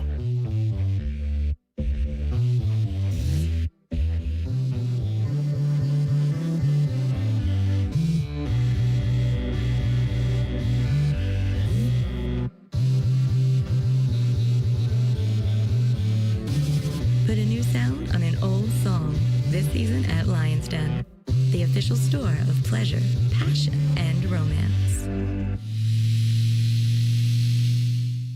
Shop Meijer and bring more special savings to your family's holiday season. Savory Meijer's Spiral Sliced Half Ham is now 79 cents a pound with M-Perks. Limit 1 per customer, no clipping necessary. Russet potatoes are just $1.49 for a 5-pound bag. And Land O'Lakes butter is $3.49. Complete your holiday meal with Meijer brand hot deals on select varieties of Meijer canned vegetables, only 49 cents each. Make the holidays a good deal better with low prices and Meijer brand hot deals. Exclusions apply. See all deals in the Meijer app. The Fan Guest Hotline is sponsored by Right Way Heating and Cooling and Bryant, doing whatever it takes to keep you and your home comfortable. The Fan. If you love a good pie analogy, think of the cap as a pie, and once you take out one piece, there's less left for the next guy. then this is the radio show for you. You're listening to Bishop and Friends. All right, Race, what do we have on the poll today? So great minds here, because the Daily Fan poll is similar to a poll that we had put up about 2 hours ago. Which team do you hope the Buckeyes faced in their first playoff game? That'll be the Cotton Bowl quarterfinal on New Year's Eve. Miami, Texas A&M, either one are your options for the Daily Fan poll. 42% say Miami. 42% say either one, so they don't care. 15% say Texas A&M. And then we had posted something that asked the exact same question, just with 2 options, Ohio State, Miami, Ohio State, Texas A&M. 62% say Ohio State, Miami is the preferred quarterfinal option. So this is a lesson in polling. You don't give the I don't care option. Never do that. If you give the I don't care option, you don't get a true poll. You have to force, just like I had Tim Hayen. I'm like, which one did you rather see? I don't even, did he ever give me an answer? Texas A&M or Miami? I tried pinning him down. I don't think he ever gave me an answer. He's on with Matty Ice here in about 15 minutes, so maybe I think he did say maybe Miami, the Iceman can get him down. At the end, did he finally say Miami? I So think he'd rather so. see? Yeah. But when you only give 2 options, so then our the one that we did, the wording of that and just the 2 options gets you the real feel, which is most Buckeye fans would prefer to play Miami than A&M, just from the standpoint of the excitement of it. And I do think that goes back to the nostalgia. You played them in a national title, and there's still warm and fuzzy memories for that. So shutting up those yell leaders in their own backyard would certainly have a beating Bama in the Sugar Bowl feel to it. Not the importance of it, but it would have that feel to it that I would enjoy that a great deal. Time for 3 things on a Friday. Hit it, guys. 1, 2, 1, 2, 3 things. Sponsored by Scioto Downs. Your play, your perks. Your Caesars Rewards spot. All right, number 1 for me. On this day, 14 years ago, Peyton Bishop was born, as I call him now, NBC. In the early days, I was doing the show with AR. We called him the coach. AR called him Little Shumi because when he was little, I got him a little Ferrari ride-on thing that he would buzz around in. As much as I sometimes complain about some of what happens with a very normal teenage boy, wonderful boy. Awesome kid, great brother, incredible son, immensely proud of him. And I just cannot believe that he's 14 years old. I just can't even wrap my head around it. It feels like I was a blink when he was born and all of the things that came with it. But 14 years old. Happy birthday, buddy. Does he get to double dip? I'll make that my first thing. Like, is he birthday this week, then Christmas next week? Reese, it's worse than that. So his birthday is today. My mom, God rest her souls, was tomorrow. My dad's is the 21st. My Uncle Kel's is the 22nd. Then Christmas the 25th. And then Bootsy's is the 31st.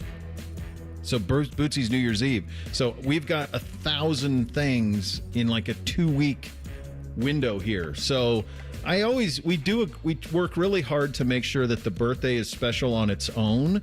But candidly, it is difficult when it's 6 days from Christmas. And then Bootsy's on the other end of it. He's 6 days past Christmas. So it's tough. It is tough. Is he a birthday cake or?